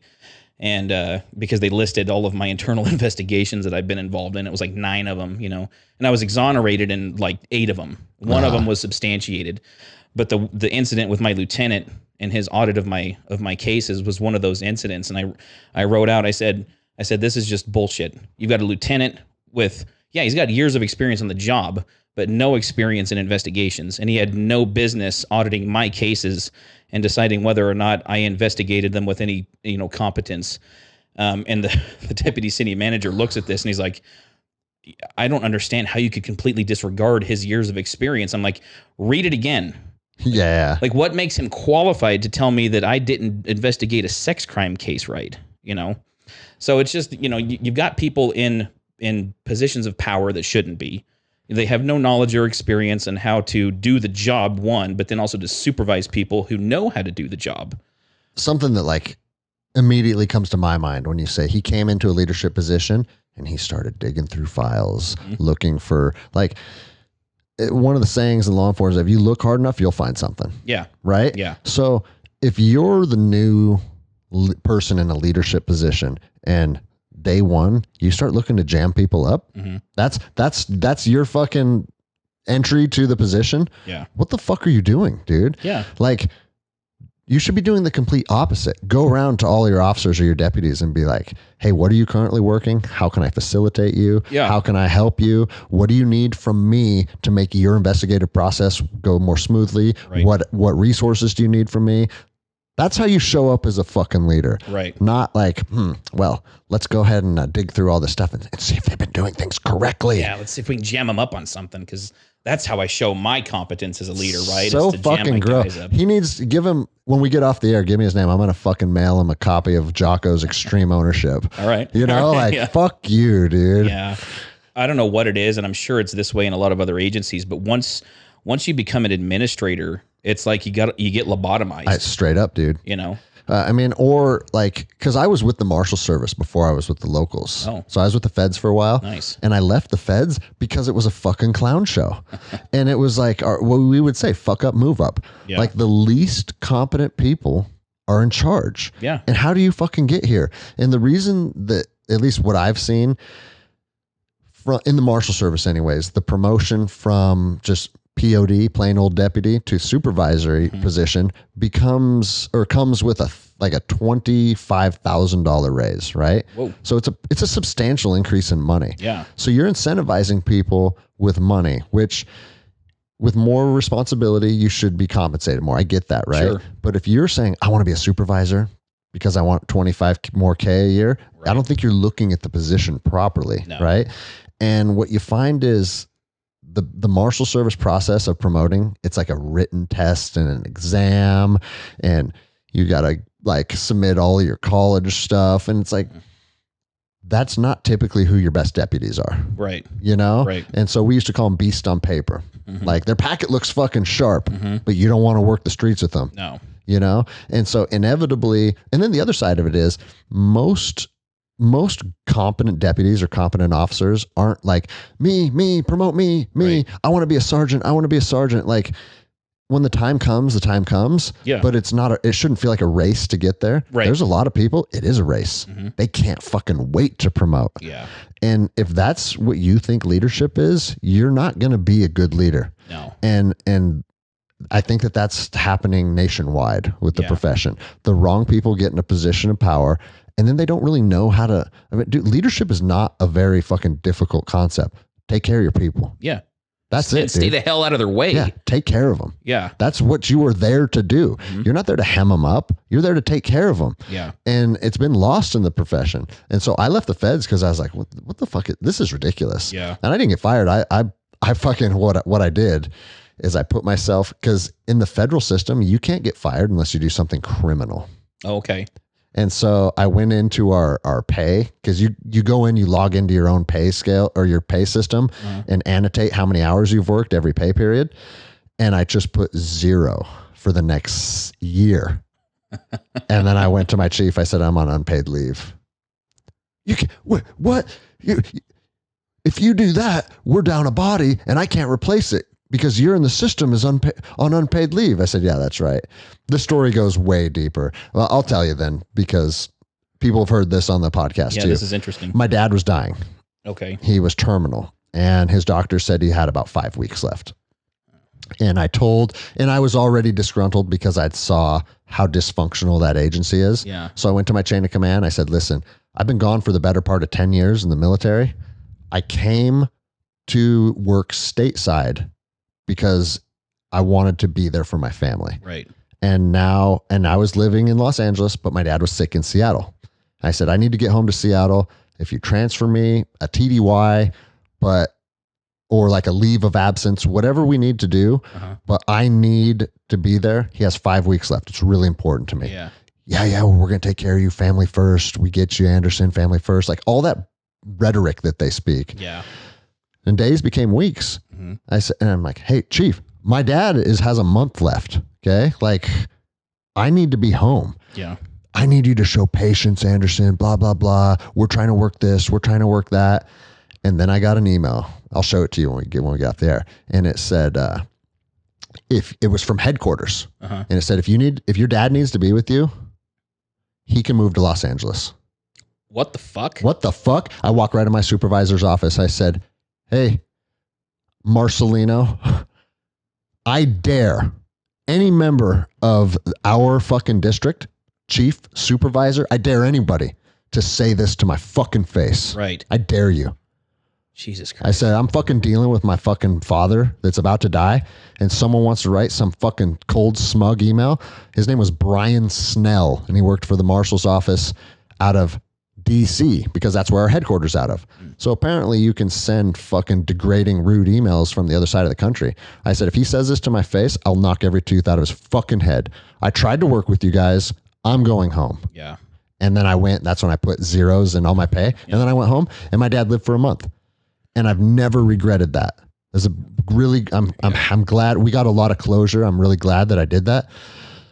But again, it goes back to, well, now I know that when I need somebody to look out for me in a time of need, they didn't fucking lift a finger for me. Nope. In fact, they insulted me. Yeah. And I'm a principal guy. I will fucking bleed for my agency, But as soon as you show that you're not willing to lift a finger for me, I'm done with you. When you just need 5 weeks. Yeah. Right. Yeah. To be with a dying family member. Yeah. Nope. Not having it, dude. What a piece of shit. Piece of shit, man. Jeez. And so then I was like, fine, I'm fucking moving home. So I moved home. They got hired with another agency. And then, we saw how that played out.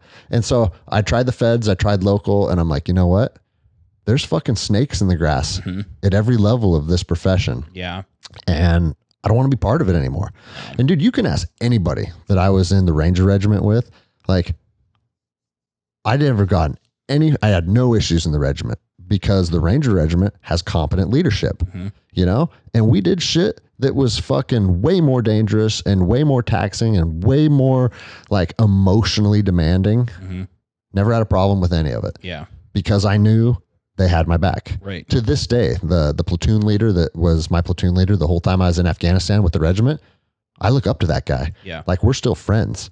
That's how you should put your leadership on a pedestal and look up to them and be like, man, maybe one day I'll be fucking like Lieutenant Satterland. Yeah. Yeah. Well, and you get so much more. Colonel now. But oh, nice. Yeah. Well, you get so much more out of your guys when they know that, okay, if I don't have to come to work today worried about whether or not I'm going to have a job tomorrow, I can be pretty fucking productive. Yeah. I can get a lot of shit done. And I had really good supervisors throughout my career. The administration, I never, just like I said, there's something that happens when you become an administrator, like you just lose your brain and your balls at the same time. And, but I had some sergeants and some staff sergeants who were just solid. And they understood the things that were important, and they didn't worry about everything else, and they would sit down with you and they would talk to you. And, I learned a lot from those guys and I looked up to them because they attempted to understand me as well, and to mentor me and not just jump down my throat, whenever I had an issue or whenever I fucked something up, because you do as a new officer. But again, they understood the things that were important, and they didn't worry about anything else, and they didn't try to jam you up for those other things. They had your back. Yeah. They tried to help you steer around that stuff rather than throw you under the bus at the first sign of trouble. It's almost like they're afraid of, if they stand up for you, they're gonna get caught up in something that you did. Right, And we can't have that, like if they stood up for you for that video, now now the mayor and the city council might be looking at them. Yeah. Now they're complicit in the racism and the, the bigotry. All the shit, it's sad. I mean, and I can understand wanting to save your own job. I get that. And I'm not asking anybody to risk their own job and their livelihood for me. But stand up for what's right. Stand up for what's right. You know? Yeah, exactly. It's not that you're standing up for me. Yeah. Or my position or my video. Stand up for what you believe to be morally and ethically correct in your own heart. Yeah. If you do those things, a lot of the shit would sort itself out. Yeah, exactly. But very few people are willing to do that. Yeah. And it's just bizarre to me.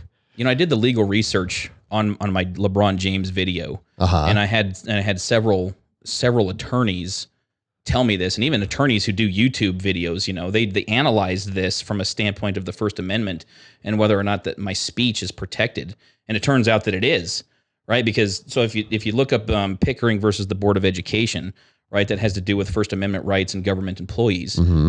If you are a private citizen speaking about a matter of public concern, then your speech in that case is protected by the First Amendment. Now, maybe I need to go look that up. Definitely, seriously, because I think this is something that's just being overlooked by a lot of agencies who are throwing their police officers under the bus when they have a social media issue that they're getting some heat on.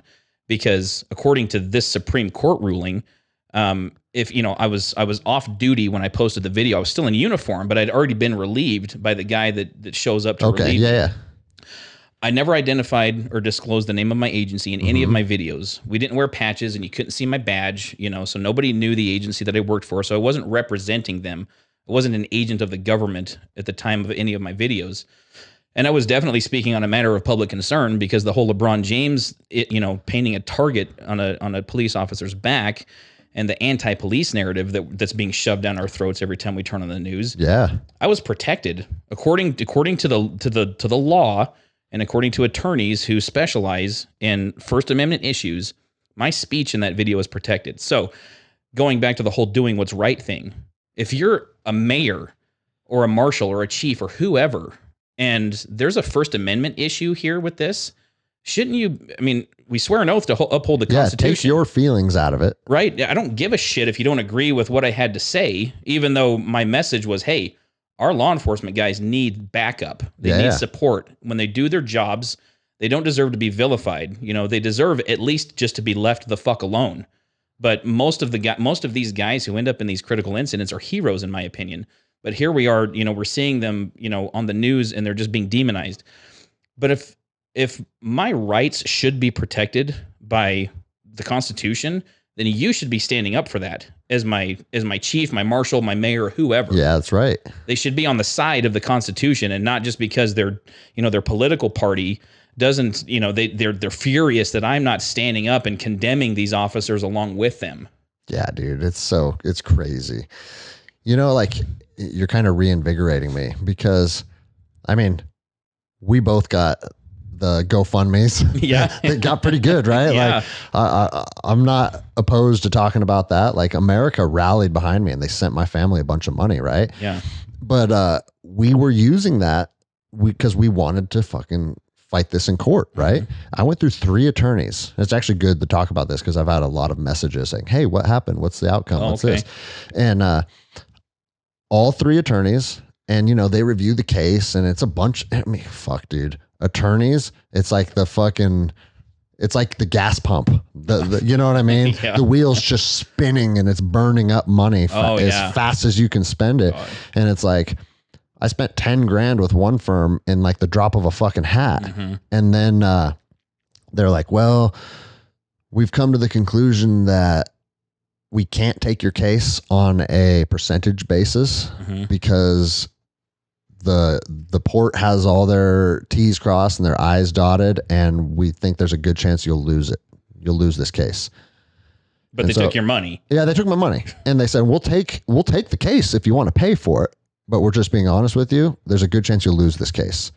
And I was like, well, that's not very promising. Right. Spend a bunch more money, because what I foresaw happening was find an attorney, like have them review the case. And then I was hoping that they would take it on a percentage basis. Right. And I don't even care what the percentage was at this point. It was just principle, but none of them wanted to do it. And I went to 2 other firms, and they all said the same thing. They said, morally and ethically, we believe you are correct and you're on the side of right.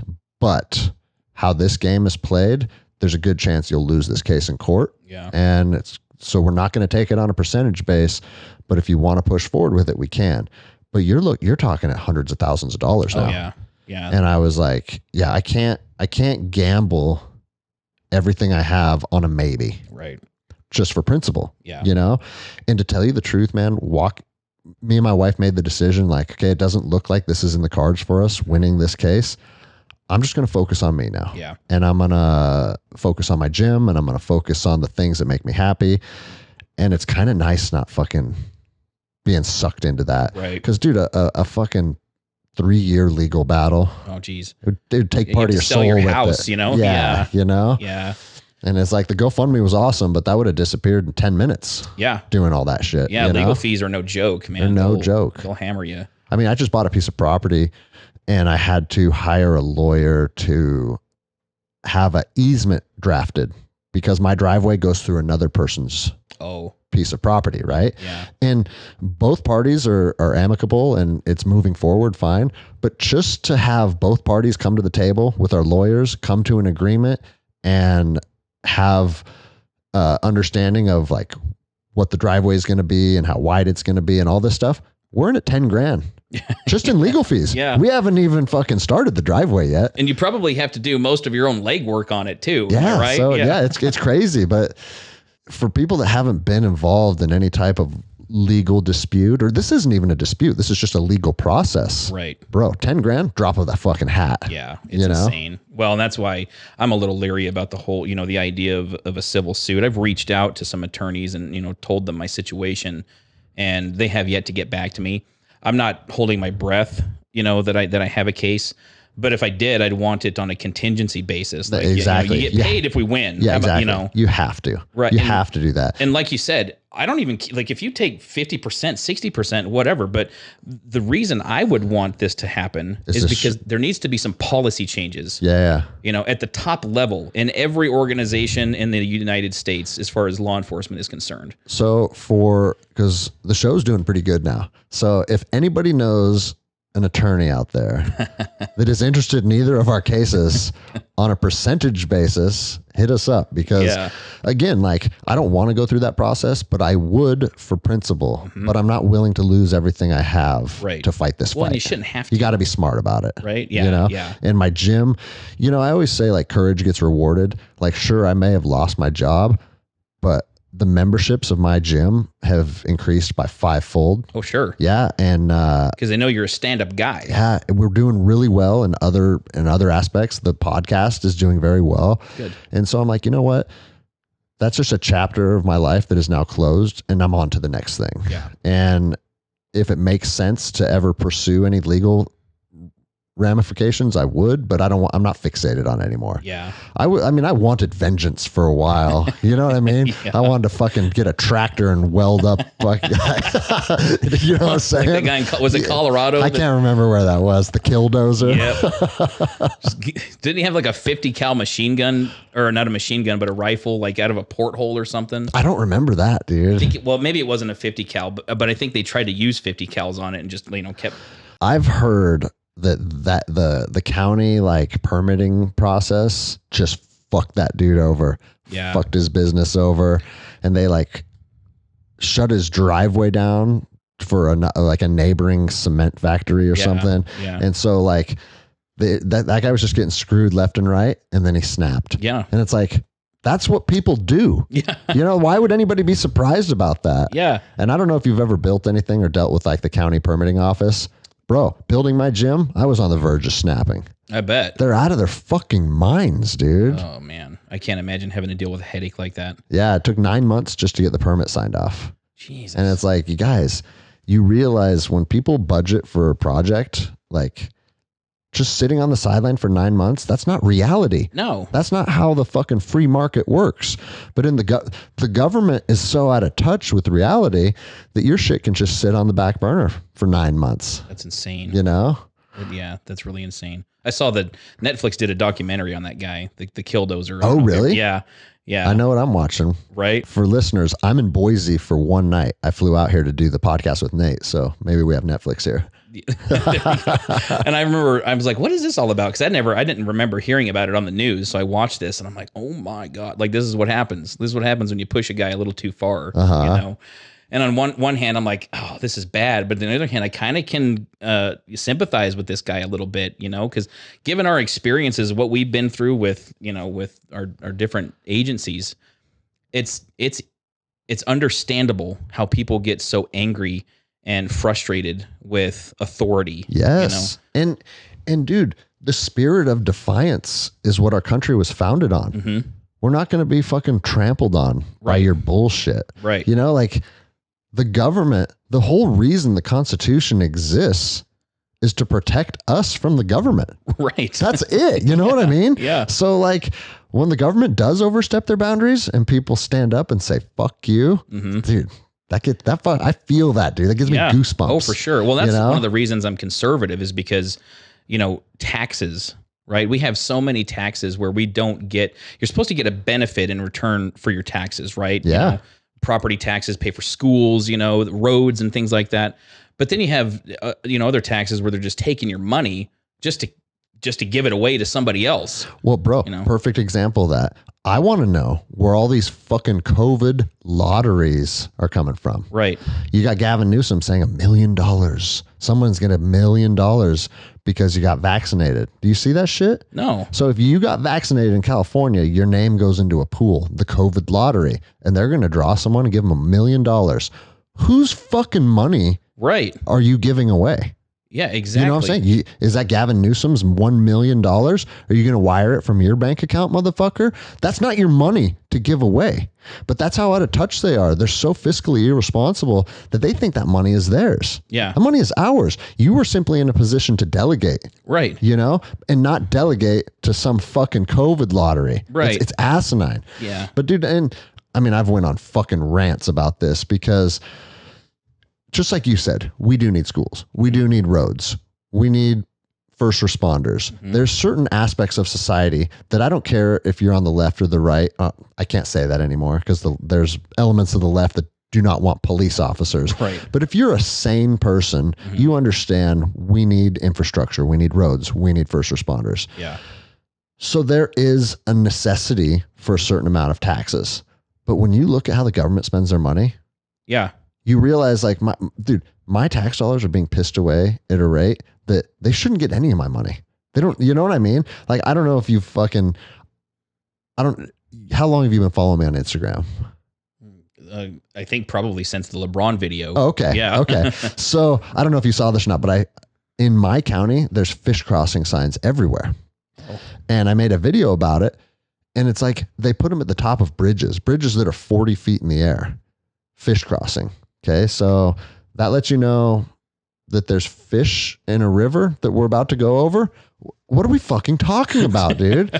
And bro, they're everywhere. I want to drive around the county one day. I can think of like 20 of them off the top of my head. Yeah. And I know I'm the fucking crazy one always making a big deal out of little things, but they're those fucking like 3x3 fucking sheet metal put up on a big fucking steel pole. You know, the county work crew, it took all fucking day they're all getting $75 an hour. Like, I would love to know from start to finish, what did all the fish crossing signs cost taxpayers? Right. Because that's not what we want to spend our fucking money on. No. And why do you need them?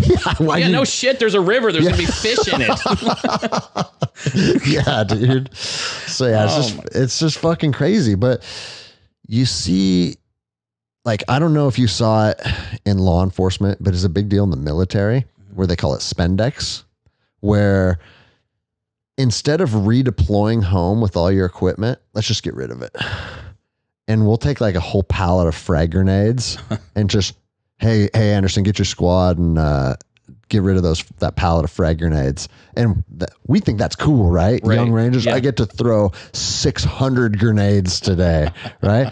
But they do that all the time. Really? Yeah. They'll even leave vehicles and shit behind because like, we don't want to, it's not worth it fucking bringing it back. Because it costs more to take it back. Yeah, that's what they say. But it's like, we need to be budgeting a little better or figuring out how much equipment we need to ship overseas instead of just fucking throwing millions of dollars away all the time, you know? But the war budgets are just fucking crazy, you know? So they can just do whatever they want, I guess. Well, and I think that trickles down into every level, even into local government. I mean, take Twin Falls, for example. For whatever reason, we have a mayor, a city council, and a city manager. And for the longest time, it was just the city manager. Well, he decided that his job was a little too difficult. So he created 2 deputy city manager positions. So the 3 of them, the city manager and his 2 deputies, each of them makes 6 figures, right? Mm-hmm.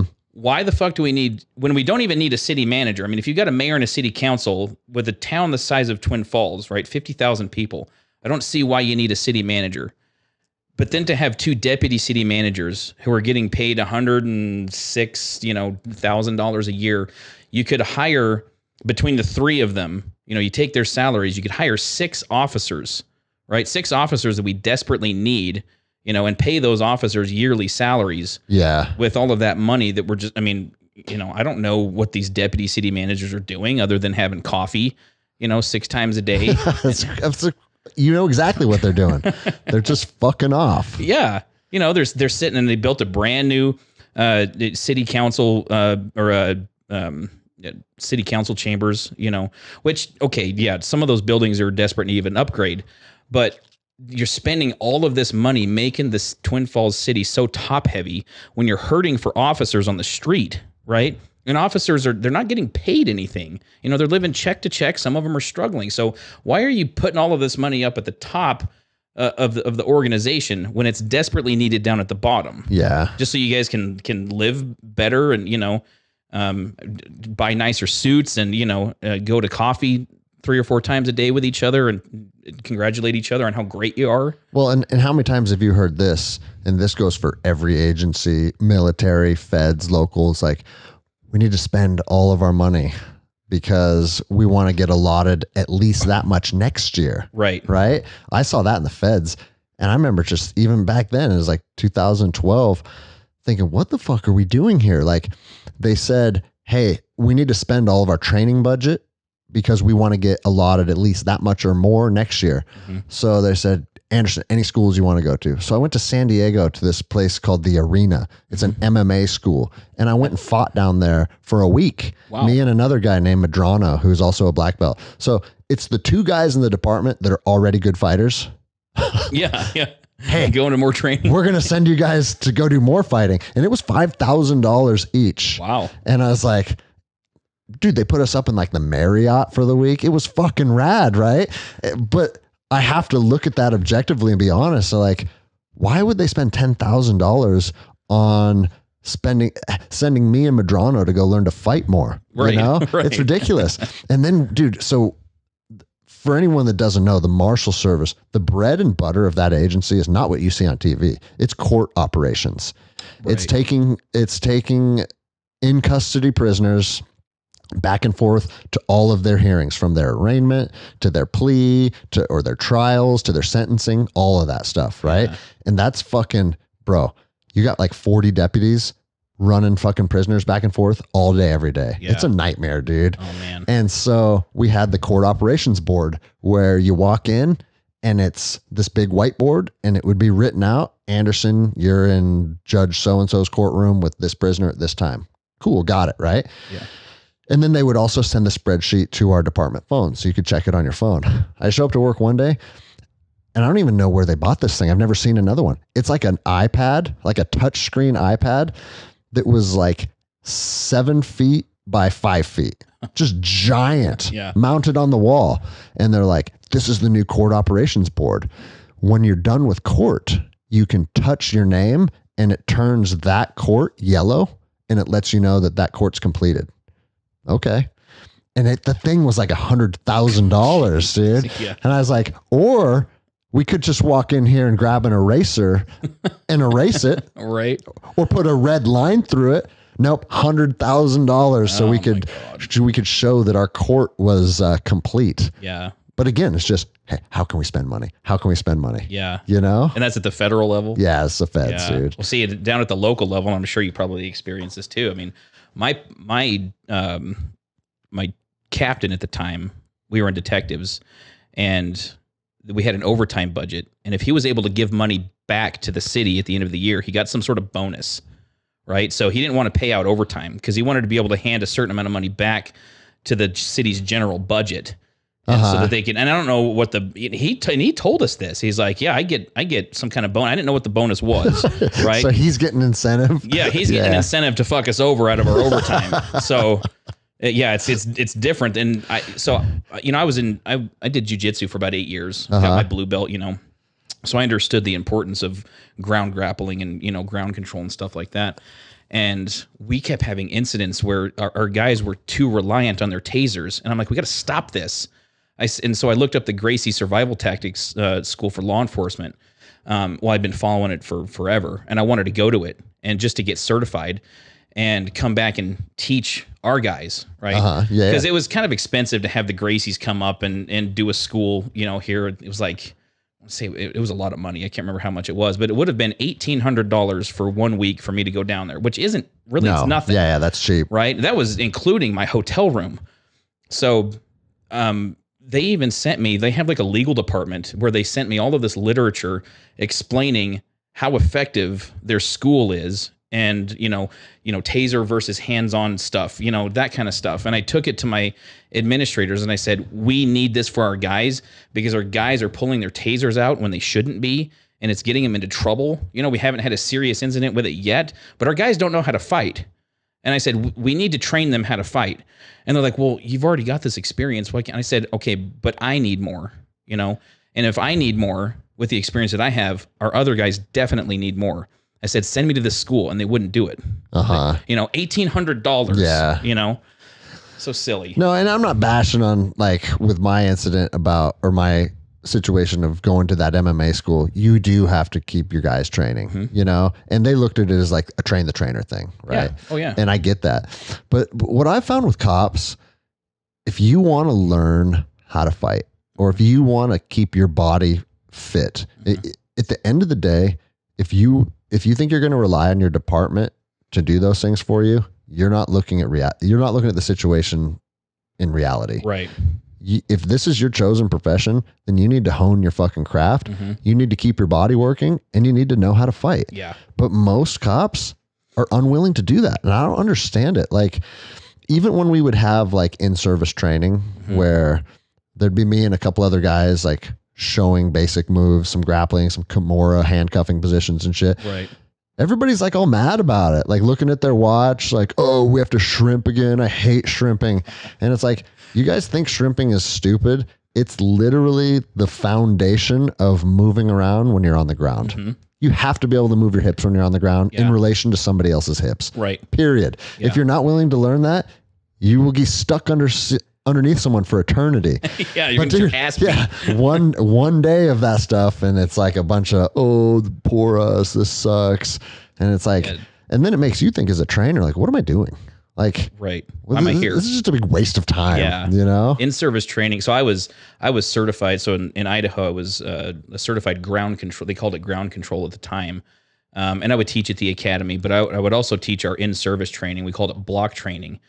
And that was the worst training because, like you said, the guys don't want to be there. They're just bitching about it the whole time. It's like, when's this going to be done? Some of them are trying to sign the roster and then leave early, And it's like fucking dealing with children, dude. Right? They're just like, oh my God, I can't believe it. This is nonsense. This stuff doesn't even work. I'm like, okay, well, go ahead and fuck off for the rest of class then. And next time you're in a fight, maybe you'll be thinking about this moment, when you decided that training wasn't any good. Do you know who Mitch Aguiar is?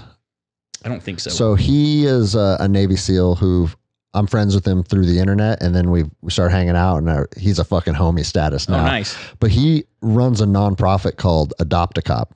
Oh, okay. And what his nonprofit does is it pays for police officers' tuition at jiu-jitsu academies. Oh. And so your academy, like my academy, is an Adopt a Cop affiliate. Okay. And so you have to see if whatever academy you want to train at is an affiliate. And if they're not, you can get them in touch with Mitch and then he sets it up. But you can train jiu-jitsu at an academy if you were a police officer for free. You know, Yeah. he covers it. That's awesome. And it's a fucking burden for him. It's because he's always having to raise money. Oh, sure. And get donations. And sometimes he's like, bro, straight up. Sometimes I have to fucking cut the check out of my own checking account because I'm fucking not getting the donations that we need, but it's an important program. Yeah. And so, but here's the other thing. You don't want to spend $125 a month on your jiu-jitsu academy tuition, but every fucking cop has a brand new jacked up F-350. Right. You know what I mean? It's like, jiu-jitsu, my academy is $125 a month.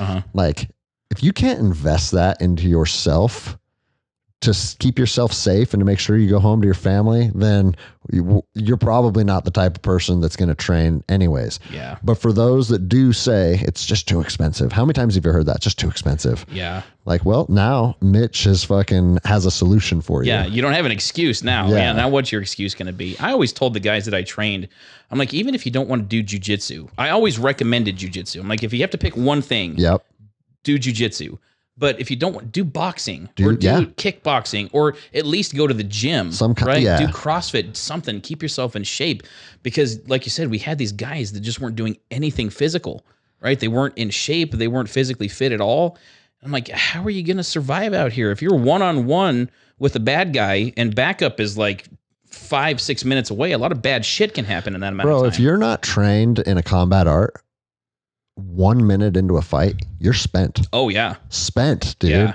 You know, I think a lot of people have an unrealistic expectation of what a fight feels like if they've never been in one. Yeah. So it's like, I'm good, you know? But the thing that I always tell people, that the importance of jiu-jitsu, or like you said, like, because my 4 that I always recommend: boxing, kickboxing, wrestling, and jiu-jitsu, because those 4 arts are real. Yeah. You have to really engage somebody and spar with them, and you see what works and you see what doesn't work, and you learn your angles and you learn your timing. And that's the kind of stuff that you get from training that needs to be honed over a long period of time. Yeah. That's why in service, in my opinion, is kind of, it's kind of selling snake oil, because I can show you a Kimura, right? And when somebody's on the ground and I say, okay, grab the wrist, now reach your arm, grab your wrist, there, that's the position. Yeah. Somebody can grasp that concept, but in order to apply that in real time when someone's flailing around, it takes the ability to outposition someone, get the correct alignment, and then wait for the correct opening. Like, fighting is very dynamic. And the only way that skill is honed is through live training. Right. And it's something that takes a long time to get good at, but not a long time to get good enough to apply it on untrained people. Right. You know? Yeah. I love it. Like the girl Rachel that you thought was my wife. So I don't know why I thought that. Maybe. So she just hit a year at my academy. Oh, okay. She's still a white belt, right? Yeah. But a couple months ago, I saw that moment, and you know what moment I'm talking about because you're a blue belt, so you've been through this yourself, where it's like, I'm fucking treading water and I feel like I'm drowning. None of this is working. None of this is working. None of this is working. And then one day, click. Yeah. And it's like, oh, I have some jiu-jitsu now. Yeah. Right. Yeah. And I saw her go through that not too long ago. And that's like the coolest fucking moment of a coach, because it's like, I tell everybody, if you don't give jiu-jitsu a minimum of 90 days of 3 days a week, you'll never have any jiu-jitsu. That's funny you say 90 days, because for me, it was that. Like, I got my ass kicked for 3 months. You know, I'm sure it's the same with most people that start out in jiu-jitsu. I'm like, oh my God, this sucks. I'm so like, I'm just getting beat up every day. But and then, even if you're in shape, you feel out of shape. Yeah. You know, jiu-jitsu is a completely different animal when it comes to cardio and muscular endurance. You know? I mean, I would just pour sweat, just, especially in the gi. Yeah. But I remember about that 3-month mark, I finally started recognizing positions, transitions, and then, started the submissions took a little bit longer, but I finally started recognizing things. I'm like, okay, all right, now this is working, but it's kind of like that crucible of fire that you have to go through, know, and I don't think, I mean, I've never really spent a whole lot of time boxing. I was a wrestler, but with jiu-jitsu, because it's so technical, it takes a little bit longer. For sure. But it's such a valuable skill once you start getting proficient at it. And then the one thing that I always tell people, and this isn't because I own a jiu-jitsu academy, but it's like some fucking plug for jiu-jitsu, but I've yet to meet the person that gave it a legitimate try and then regretted it. Right. Like, you didn't say, I got a blue belt and I felt like it was kind of a waste of time. Like, that person does not exist. No. Everybody that gave jiu-jitsu a legitimate try and gained some abilities and a skill set, they're fucking proud of it. Yeah. And they're happy that they did that. Yeah. And so for a police officer not willing to dedicate 90 days to something, I just don't think that you are serious about your chosen profession. No, I don't think so. Or at least you think you're able to just kind of skate by without, maybe you can avoid those incidents. Where you have to. Some cops do. God bless them. I don't know how they do it. I wasn't that guy, because I would go into a situation and I didn't fuck around with people. If they were breaking the law or causing a disturbance or whatever the case was, I was in their face. Not not in any necessarily disrespectful way, but listen, you're gonna knock this shit off. Taking control of the situation. Yeah, you're gonna knock this shit off. You're gonna go to jail. And if the fight was on, and I was ready for it. But some officers, they don't want that, right? They want to avoid those types of situations. See, bro, it goes back to what we were saying though. A good command presence. And a good command presence comes from being competent and confident who you are as a man. Mm-hmm. A good command presence is the most powerful de-escalation tool there is. Yeah. Yeah. Yeah. I'm hearing this all the time. I get a lot of hate, especially on TikTok, about. Well, hey, before you go into that though, you get a lot of hate on TikTok.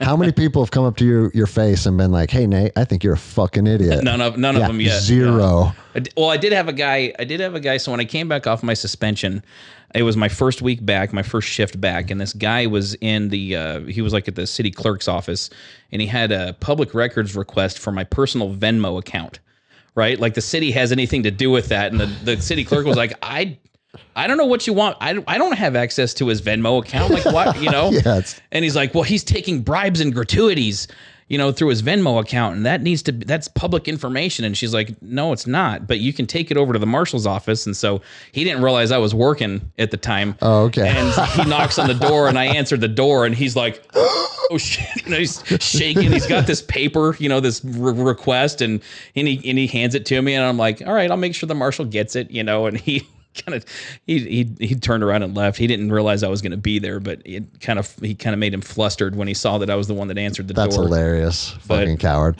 But anyways, about the TikTok. Oh, so the whole de-escalation thing, right? People are calling for officers to be trained more in the de-escalation techniques, And I'm like, you guys, your perception of police work just isn't grounded in reality. Police officers are trained in that every day. Yeah. They're always talking about, I don't know if you saw the video I posted on Instagram yesterday. Some of our guys from all over the state were in Twin Falls at the college, and they were doing Archon training, the arrest and control stuff out of LAPD. Mm-hmm. And a lot of that is jiu-jitsu based. They're working on shrimping and, getting in guard and UPA and stuff like that. And I went and I did a little video just to kind of give everybody a sample. Like, this is just some of the stuff that police officers are trained in. And in the very beginning of the Archon manual is a section on verbal de-escalation.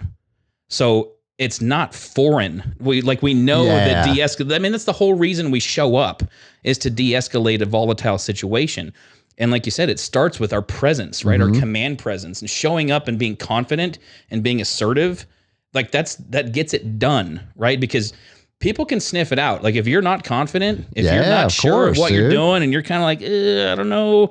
It's that fucking monkey brain, dude. They're going to take advantage of that, right? Because, the bad guy will thrive on that. He'll be like, oh, I got this cop's number. Yeah. I'm going to give this guy a load of shit, and he's going to turn around and walk out of here and give up his badge, I even had a guy in the back of my car one day tell me that. He's like, because we got him on a warrant, out-of-state warrant, so he's a fugitive, Yeah. And he's like, man, I thought about testing you. And he's like, and then I saw those ears, and I just realized you weren't the guy. So, and he goes, I used to train too. Like, he was a fucking purple belt. Really? Right? And I was like, you never know who knows what. Right. You never fucking know. Well, and that's why it's always smarter to try and talk the situation down. Yeah. Right? Well, and here's the other thing that contrary to popular belief, like I love fighting as a passion and for fun and with my friends and with my training partners. Right. The last people that I want to get in a physical altercation with is the fucking drug addicts of Seattle. Right. All right.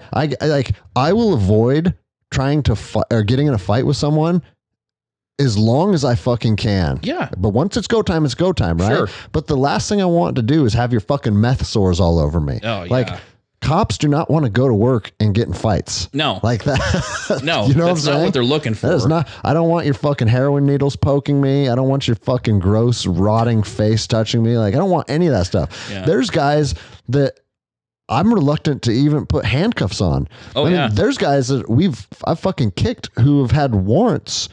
And I've even confirmed it. It's like, all right, one in custody. And then when you're searching them, you see giant rotting fucking sores. I don't know if methamphetamine was a problem in your jurisdictions. Oh, for sure. Okay. Yeah. Bro. And it's like, they're not going to take them in the jails anyways. No. And it's like, or you got guys that are like just shit and piss their pants. Yeah. And like, dude. Been wearing the same clothes for a month, you know? Yeah. Trust me when I tell you, cops do not want any type of physical contact with people. No. The bare minimum is what we want. Yeah. You know? Yeah. Like we try to avoid that at all costs. I mean, social distancing was made cool by police officers before COVID came around, you know? Yeah, that's right. Dude. But the people don't understand though, that's our goal, right? Always our goal is to de-escalate. If we can do it verbally, that's how we're going to do it first.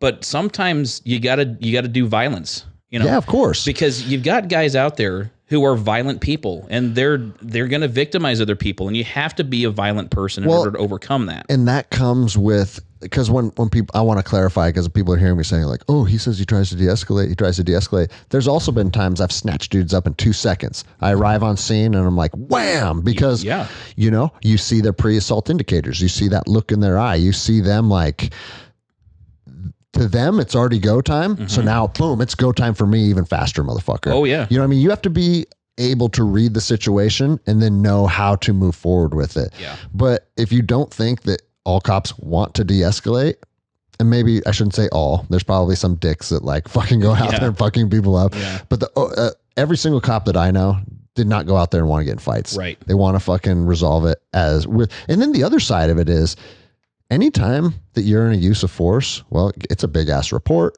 Yeah. And it's fucking witness statements and it's this and it's that. And guess what? Report writing is the least favorite part of the profession, dude. Exactly. You know? Yeah. If you can get away with resolve an incident and get away without writing a report, that's always the way we're trying to go, right? Always. But like you said, if there's a use of force, you're drowning paperwork for the next, couple of weeks. But. And then fucking like, there's times where you like resolve an incident and you're like, oh yes, I don't need to take paper on this. And then your sergeant will be like, hey, so what happened with that call? Well, she said this and then they agreed that. Yeah, you should probably write something up on that. God damn it, dude. Why though? Why? At least in my department, dude, the port was, and dude, I liked the port before my video. I was very open about that. Mm-hmm. Like I enjoyed that department, even though it's like a lot of the stresses of the job, that's going to be no matter where you're at. Yeah. But as far as how the department operated, I like that department, but it was a paper heavy department. Pretty much every fucking call, you're going to have some kind of paper with it. Well, the Twin Falls Police Department got that way. It wasn't that way initially when I first started there, but then they start, liability is always a concern for the administrators, right? And so for whatever reason, if we have a report on it, we're going to somehow avoid liability, I guess. But so we got to the point where we used to not have to do reports. If we drew our weapons, if you draw your weapon a lot on the job, you don't always use it, right? But it's out a lot. Yeah. Because there's always these situations where the hair on the back of your neck is standing up and you don't know what's going on. So your weapon is out. We didn't used to have to do reports on that, but last few years of my time there, they changed that, and it was a policy that if you unholstered, you were doing a report. See, and I think that's a dangerous precedent to set because you want to know the reality of that. You start saying, if you do this, it's paper. If you do that, it's paper. Mm-hmm. Well, now people are going to be just a little more reluctant. Well, yeah. Is this? Yeah. And it was funny coming from the feds. The feds was the opposite. I think I can count how many reports I wrote. on one hand. Really? And I was on our fucking like direct action team, knocking doors down and fucking taking dudes into custody. Like we found fucking 10 pounds of methamphetamine on my first warrant when I was like new on the team. Wow. And like, again, the feds, the marshal service, almost everything is court, right? Yeah. Court. So that's why I joined the SRT team, because I was like, man, I want to do marshal service stuff. Yeah. So then I got on the team, and I've said this from day one. If marshal service SRT was a full-time job, I'd still live in Los Angeles and I'd be on that team. Nice. Fucking cool dudes, Yeah. cool missions. And there was like a matrix that would be met with federal warrants based on like history of violence, firearms, like, and if it met this certain threshold, the SRT team would take the warrant. Okay. And it was a 16-man team and it was fun. But we didn't get very much work because not a lot of warrants met that threshold. Sure. So we probably serve 1 or 2 warrants a month, right?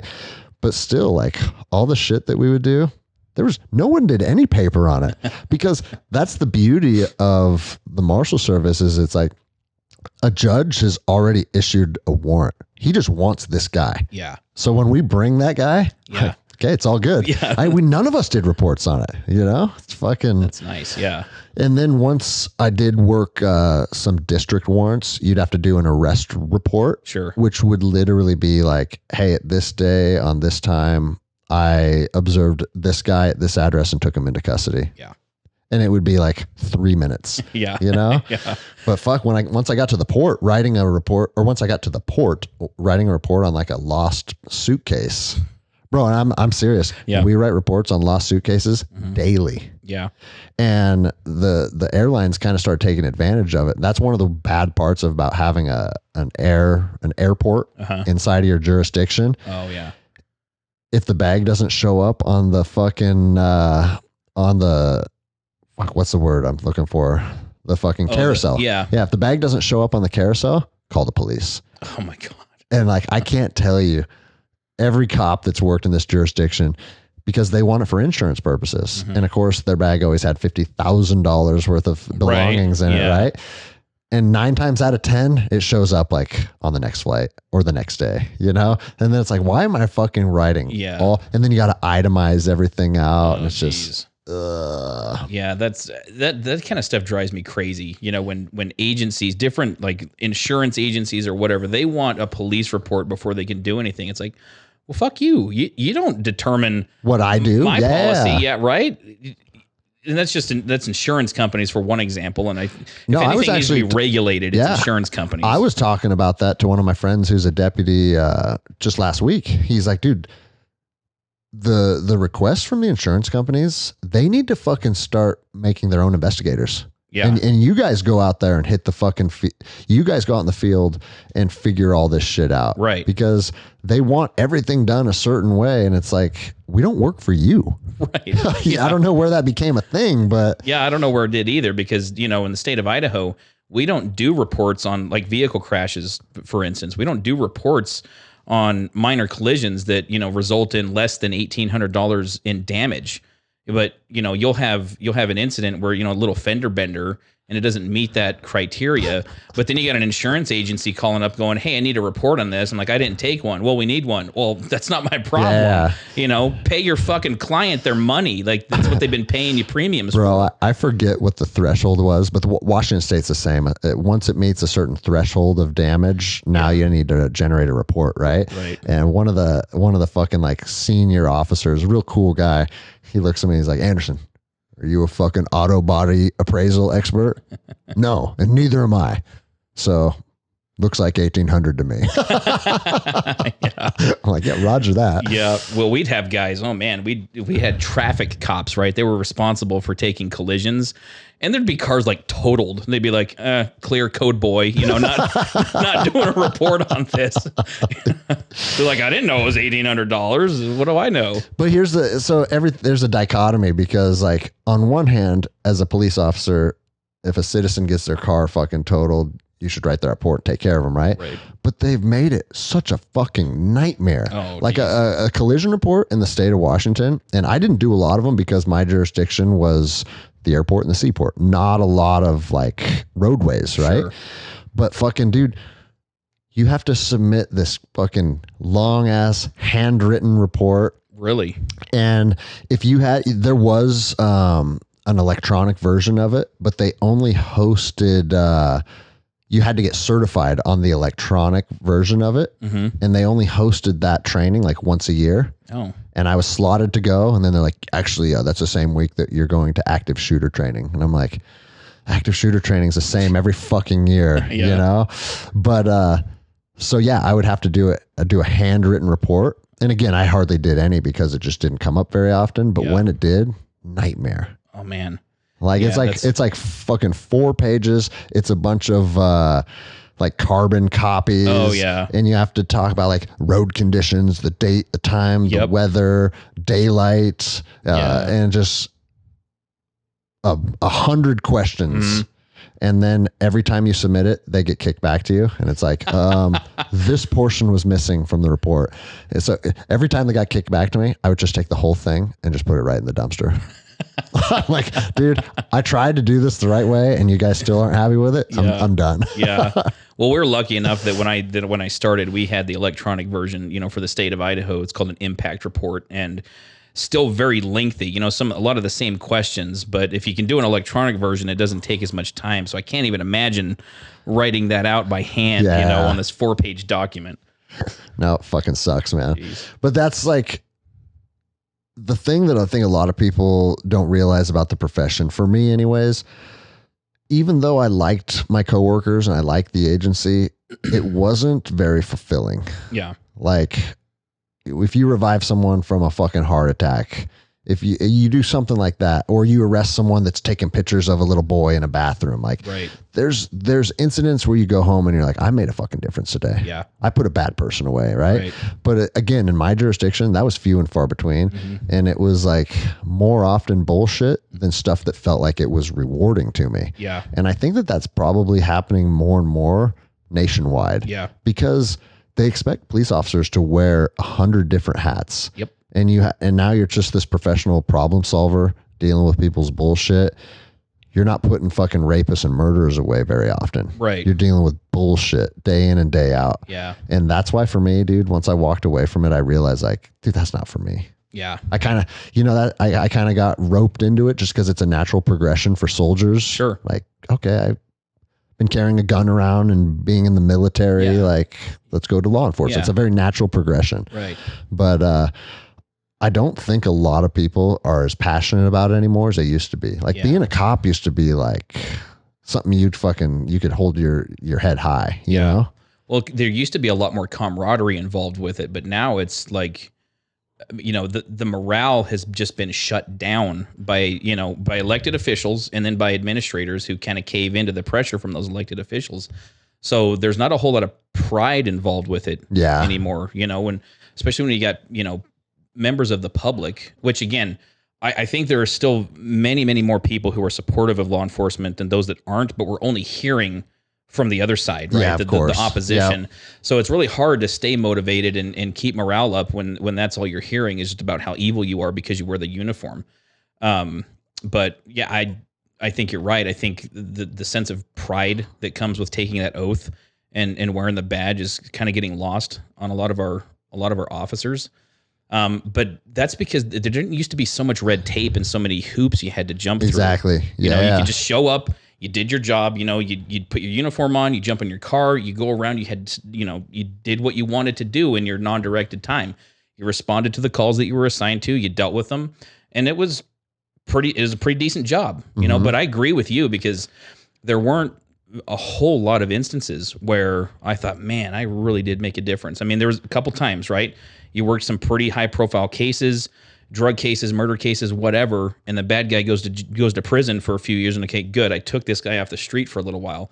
But like you said, most of the time it's resolving these petty fucking disputes, you know, where neighbors are at each other's throats or, you know, this guy kicked my dog or, you know, my teenager won't turn his Xbox off, you know, stuff like that. And if you don't show up and fix the situation, you know, you've raised your 16-year-old, you know, to be this way. It took 16 years for him to be a little asshole. And now you want me to show up and fix it in 5 minutes. And when I can't, you're going to call my supervisor and say, well, this officer didn't do a very good job. And now I'm being looked at by my department again because I didn't didn't handle that call correctly. Mm-hmm. So no wonder morale is at an all-time low. Yeah. So before I got hired by the port, I put in with another local department. And part of the interview, you know how they give scenarios? Oh yeah. What? And I should have just walked away from the profession at this moment. But the scenario was 2 boys are playing catch with a football in their backyard. The football, he overthrows it and it lands in the neighbor's yard and it hits her garden and breaks her favorite flower. And she calls the police because she's furious. The neighbor boys just broke her favorite flower. And they said, okay, you're the officer, you respond.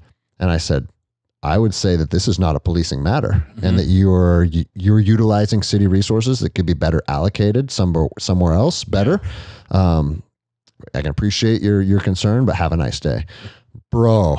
And they said, no, all calls count. That's the motto. All calls count. And it's like, Jesus, what are we talking about?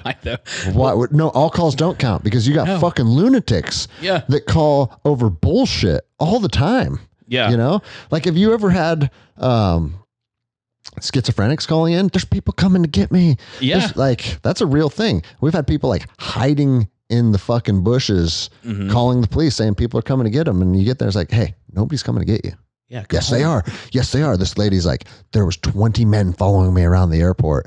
And once I hid in the bush here, they were trying to get on my flight. And then I walked over to this gate where I made them think that I was going to board this aircraft. And then I jumped in this bush and then they got on this plane.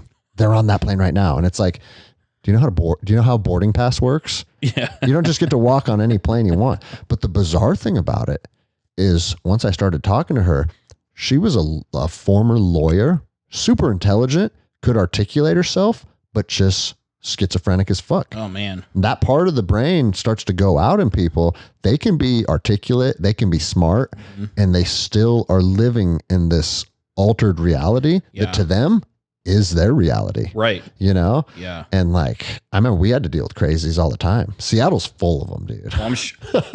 Full of them. Yeah. They have their own autonomous zones and stuff. And now, a lot of them are drug induced, but a lot of them are just fucking mental illnesses too. Yeah. Well, and you know, that brings up another good point is the whole mental illness thing and how cops or how social workers are supposed to take over the cops' duties now. You know what I mean? Until they get stabbed in the neck with a butcher knife. Right. So that's the thing people don't understand is that when a person is in a crisis, now is not the time for therapy. Yeah, Cops, it's exactly cops don't right. show up to treat people with kid gloves and go, hey, listen, everything's going to be okay. You know, and we do some of that. But the reason the cops show up for these things is he might be combative, he might be violent, he might have a weapon. So we show up to subdue and control and restrain. We don't show up to say, hey, how are you feeling? Yeah. No, bro, I mean, every single element of what we do as police officers, it doesn't matter if it's fucking traffic, if it's DV, if it's a fucking drug call. What's preached from day one? Secure the scene. Yeah. Scene safety. Yep. That is number one. Yeah. You know?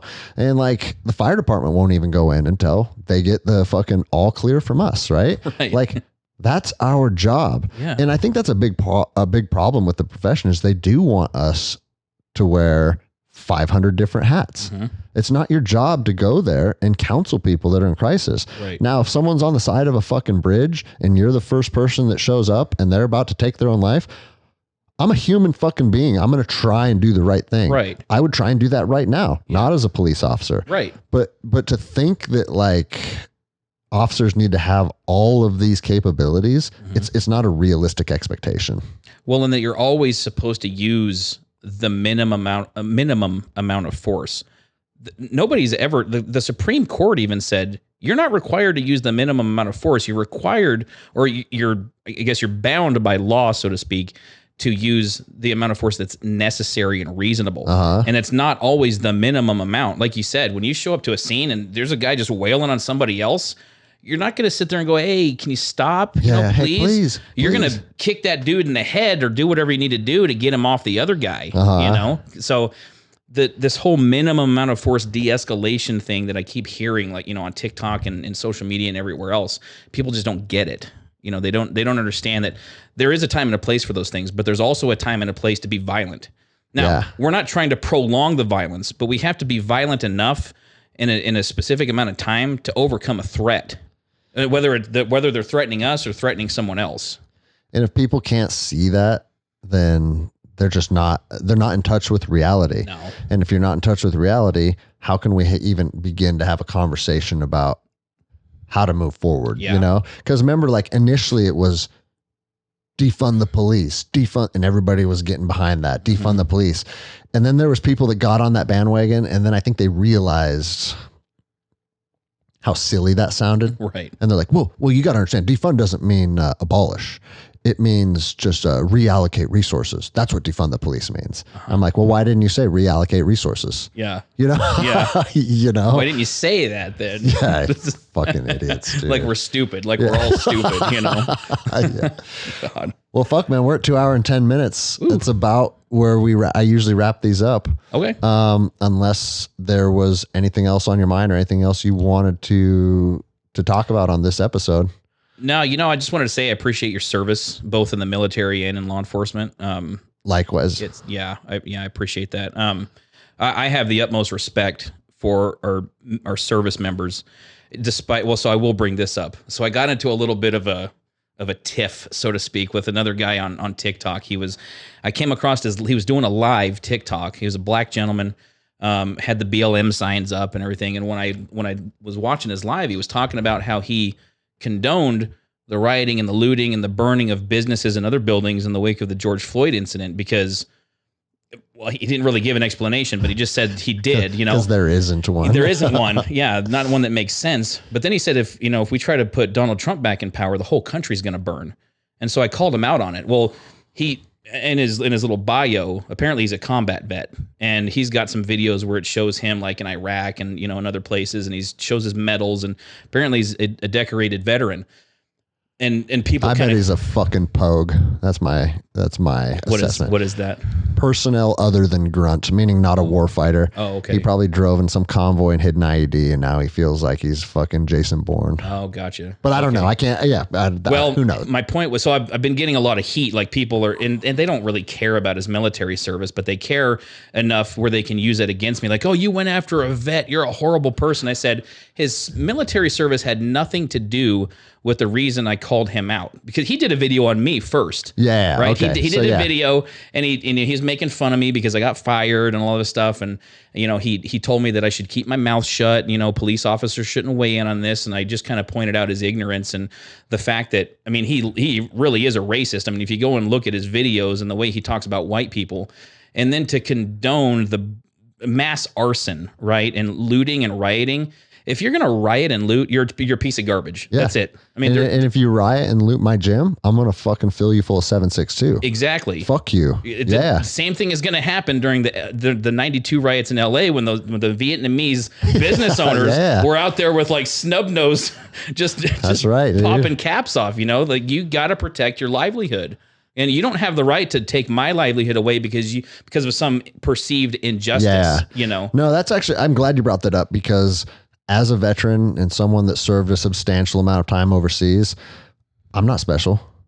I like to talk about it and I like to share my experience. I'm proud of it, all those things. But if Lowe's doesn't want to give me a military discount, then nobody owes me anything, And I feel like some veterans start to feel like they're entitled. And just like you were saying, you were talking to that guy about an unrelated thing, and people are like, but he's a veteran. Dude, being a veteran doesn't give you a free pass to be a dick. Right. It doesn't give you a free pass to be unreasonable. Like, you're just a person that chose a profession. That's what it is. Yeah. Now, it's an honorable profession. It can be difficult. It can be dangerous. It can be rewarding. I love the military. Yeah. And I'll always support veterans. But at the same time, I'll only support it as long as they're being reasonable. Yeah. And there's plenty of people that are in the military or that are veterans that are just shitty people. Yeah. And it is what it is. Yeah. Well, it's the same thing with cops. Yeah. I don't expect to get a free pass because I was in law enforcement. And, people are always like, you never called out the bad cops. I'm like, sure I do. I said, I did a video on Kim Potter, the female police officer that shot Dante Wright. She thought she pulled her taser, but she had her gun. Unbelievable. Yeah. She will never be a cop again, rightly so, right?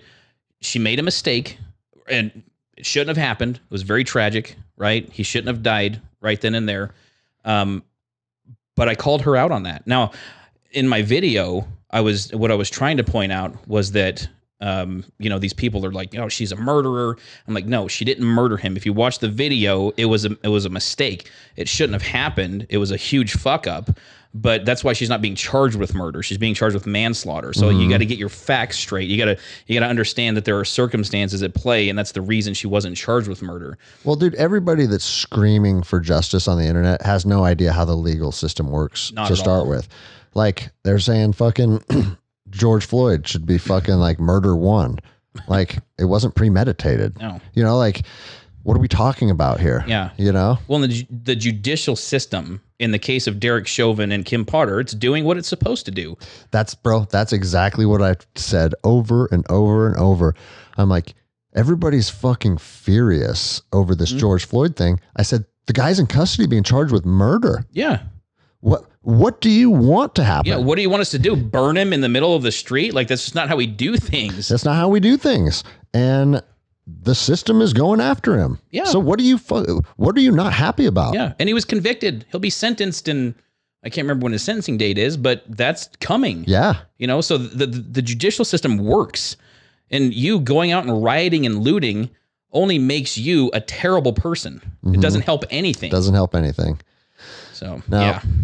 So where can, say it again, just because people probably didn't have their notepads out, but if they want to find you on TikTok, they want to find you on Instagram, and then also the name of your book and when it's coming out.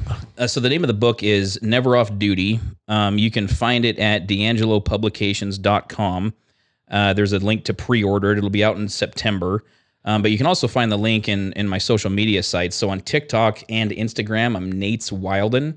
So it's NATESWILDN. And then on Facebook, it's just Nate Silvester. Okay. Yeah. Cool, man. Yeah, man.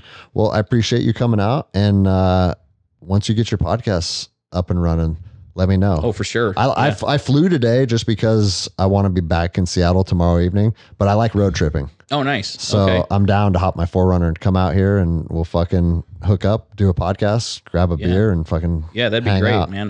This was a lot of fun. I had a lot of fun talking to you. This was a good one. Thank you, man. I appreciate it. All right, we'll do it again. You bet.